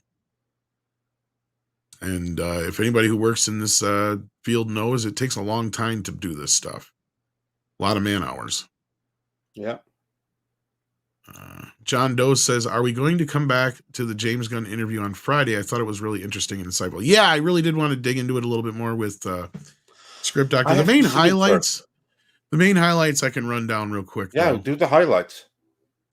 Basically, he's a good politician. He mostly talked about his past, how basically getting fired from Disney was him being reborn again with this whole DC thing happening, and he kind of got into the specifics of the time of in between there and when he decided to take on DC and all that stuff. He said some convoluted thing about how Blue Beetle is the first character in the new DCU, but Superman Legacy is the new movie in the DCU. So there's some more politician talk for you. And again, this is just going to be, confusing people a little bit more on that. But anyway, he said there will not be a Suicide Squad 2, to nobody's surprise. But as I had kind of posited before, the Amanda Waller series will basically be an ongoing Suicide Squad show for the most part. And then he said because then Michael Rosenbaum asked him about Peacemaker 2. He said, oh no, I'm doing Peacemaker 2, but he said, I'm going from Superman to that. So he's doing Superman first. So we'll see, like we've been saying for a while, if that actually happens or not. But yeah. So other than that, there was nothing really majorly groundbreaking in his interview, which was kind of sad. I was hoping for a little bit more out of it. The Blue Beetle bit with Superman was kind of the bigger thing. Otherwise, he talked a lot about his casting ideas, not so much people, but just the idea of casting unknowns, said about 3 or 4 movies that are his favorite superhero movie, between Deadpool, Spider-Verse, The Flash, the original Superman, take your pick. And you talk about Guardians of the Galaxy and that whole thing, but that was basically the highlights. Unfortunately, nothing really big or new or exciting out of it. But he did press him on a few things like Lex Luthor, and James was reluctant to say that Lex was going to be in a part of the new Superman film yet. But on that note, he also pointed out they're not thinking about sequels and all that kind of business. They're just worried about the movie at hand and getting the one done right first. So I come out of it a little hopeful, but at the same time, he's a politician right now.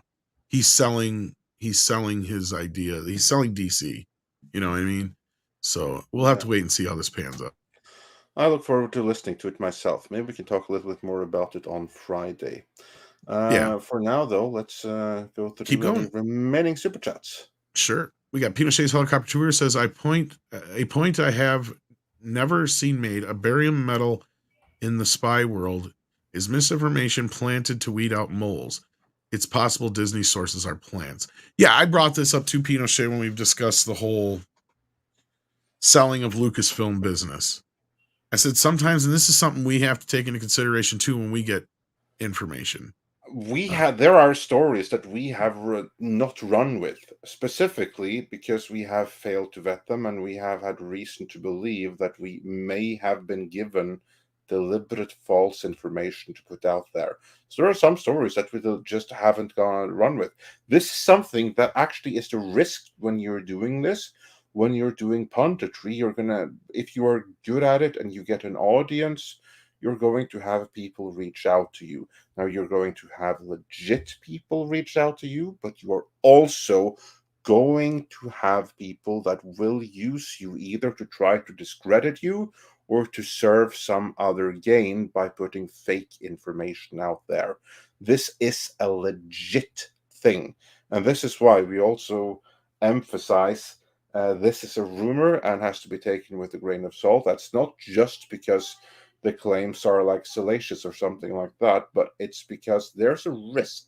There's a risk that this is deliberate fake news. Now, we try to vet as much as we can, but yeah, that happens. It does happen that fake news is planted out there. And it could also be, this is a legit strategy where, for instance, a company will put out different information to different people to see what leaks.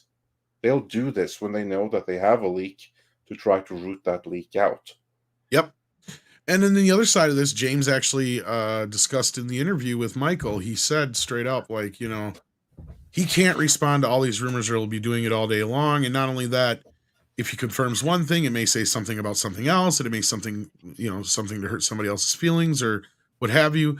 But he addressed specifically like all these rumors flying around about the casting. He's like, we haven't casted anybody yet. And he goes, some of those names out there, yeah, I'm not going to comment on them because, we're in this process right now. And, this is people's careers and whatnot. And he's like, but you also have the other side of it where there's people that are like, their agents will say, oh, this so-and-so's up for the part. And they're not. They're just doing it to get their name in the conversation. And their client may think they're up for the part, but it's the agent playing politics, basically. Yeah. So James confirmed a lot of what we say, and a lot of times is where a lot of times some of these the information leaks or these rumors and stuff come out of places that are like an agent who's trying to get their client into the conversation, basically, or will their client into this role. Or the actor themselves is pushing so hard, and or you'll have somebody who, like, he brought up the fact that, like, oh, so and so says that they tested for it or they did a tape.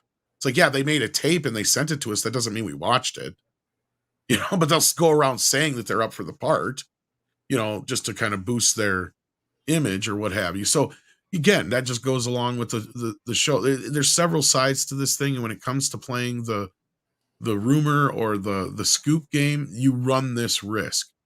And this is why we try to do our very best to be as due diligent as possible. And I would say our track record is one of the better ones. At least I would think so.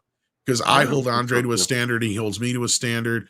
Mikey and Six and other people in our panel and our groups and stuff hold us to a standard. Like Six will call me out of my shit all the fucking time.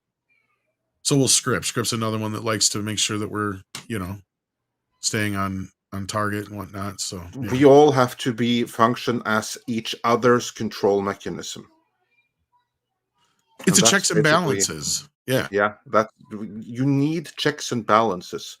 And we function as each other's checks and balances. Like oftentimes, like we will cross-reference things with each other, have the other see if we can like quality control, or as simple as does this pass the smell test?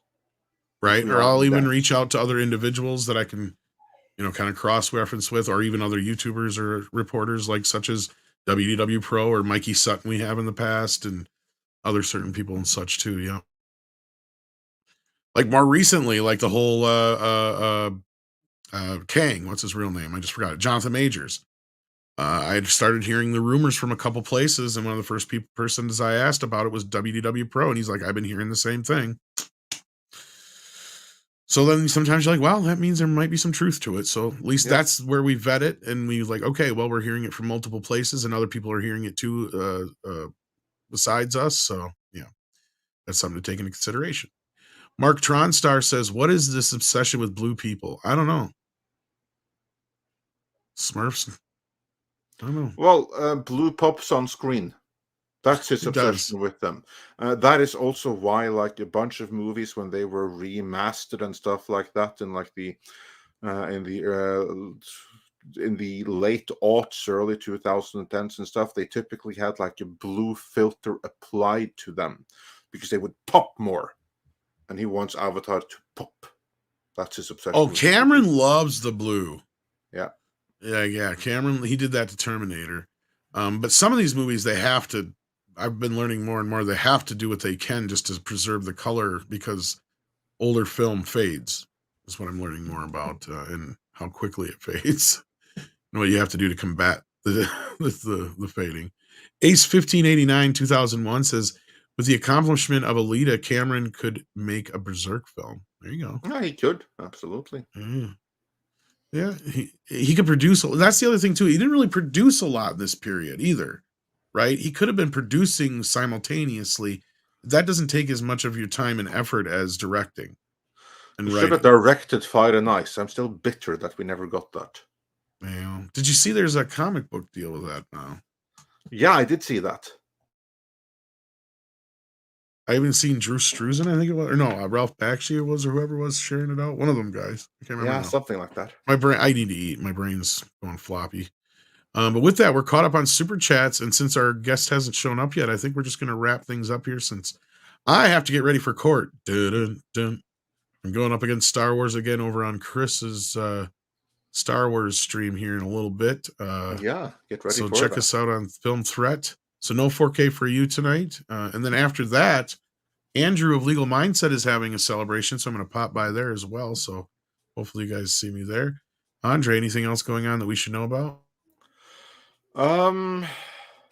There will be more scripted videos. Suddenly, I can't think of anything else coming. You just said it. Everyone go and head on over to Chris Gore's channel afterwards to catch Tom in court again. And that went pretty amazing last time, so I look forward to the follow-up. Yeah, I gotta go get dressed up. And then we've got Dragon's Blade, I'm sorry, 79, who's been a member for 3 months at the Midnight level. Thank you so much, Dragon's Blade 79. And with that, we are caught up and ready to go. So it is time for, as you say, Andre, some koalas in the rain. Koalas in the rain, koalas in the rain, no fucks given.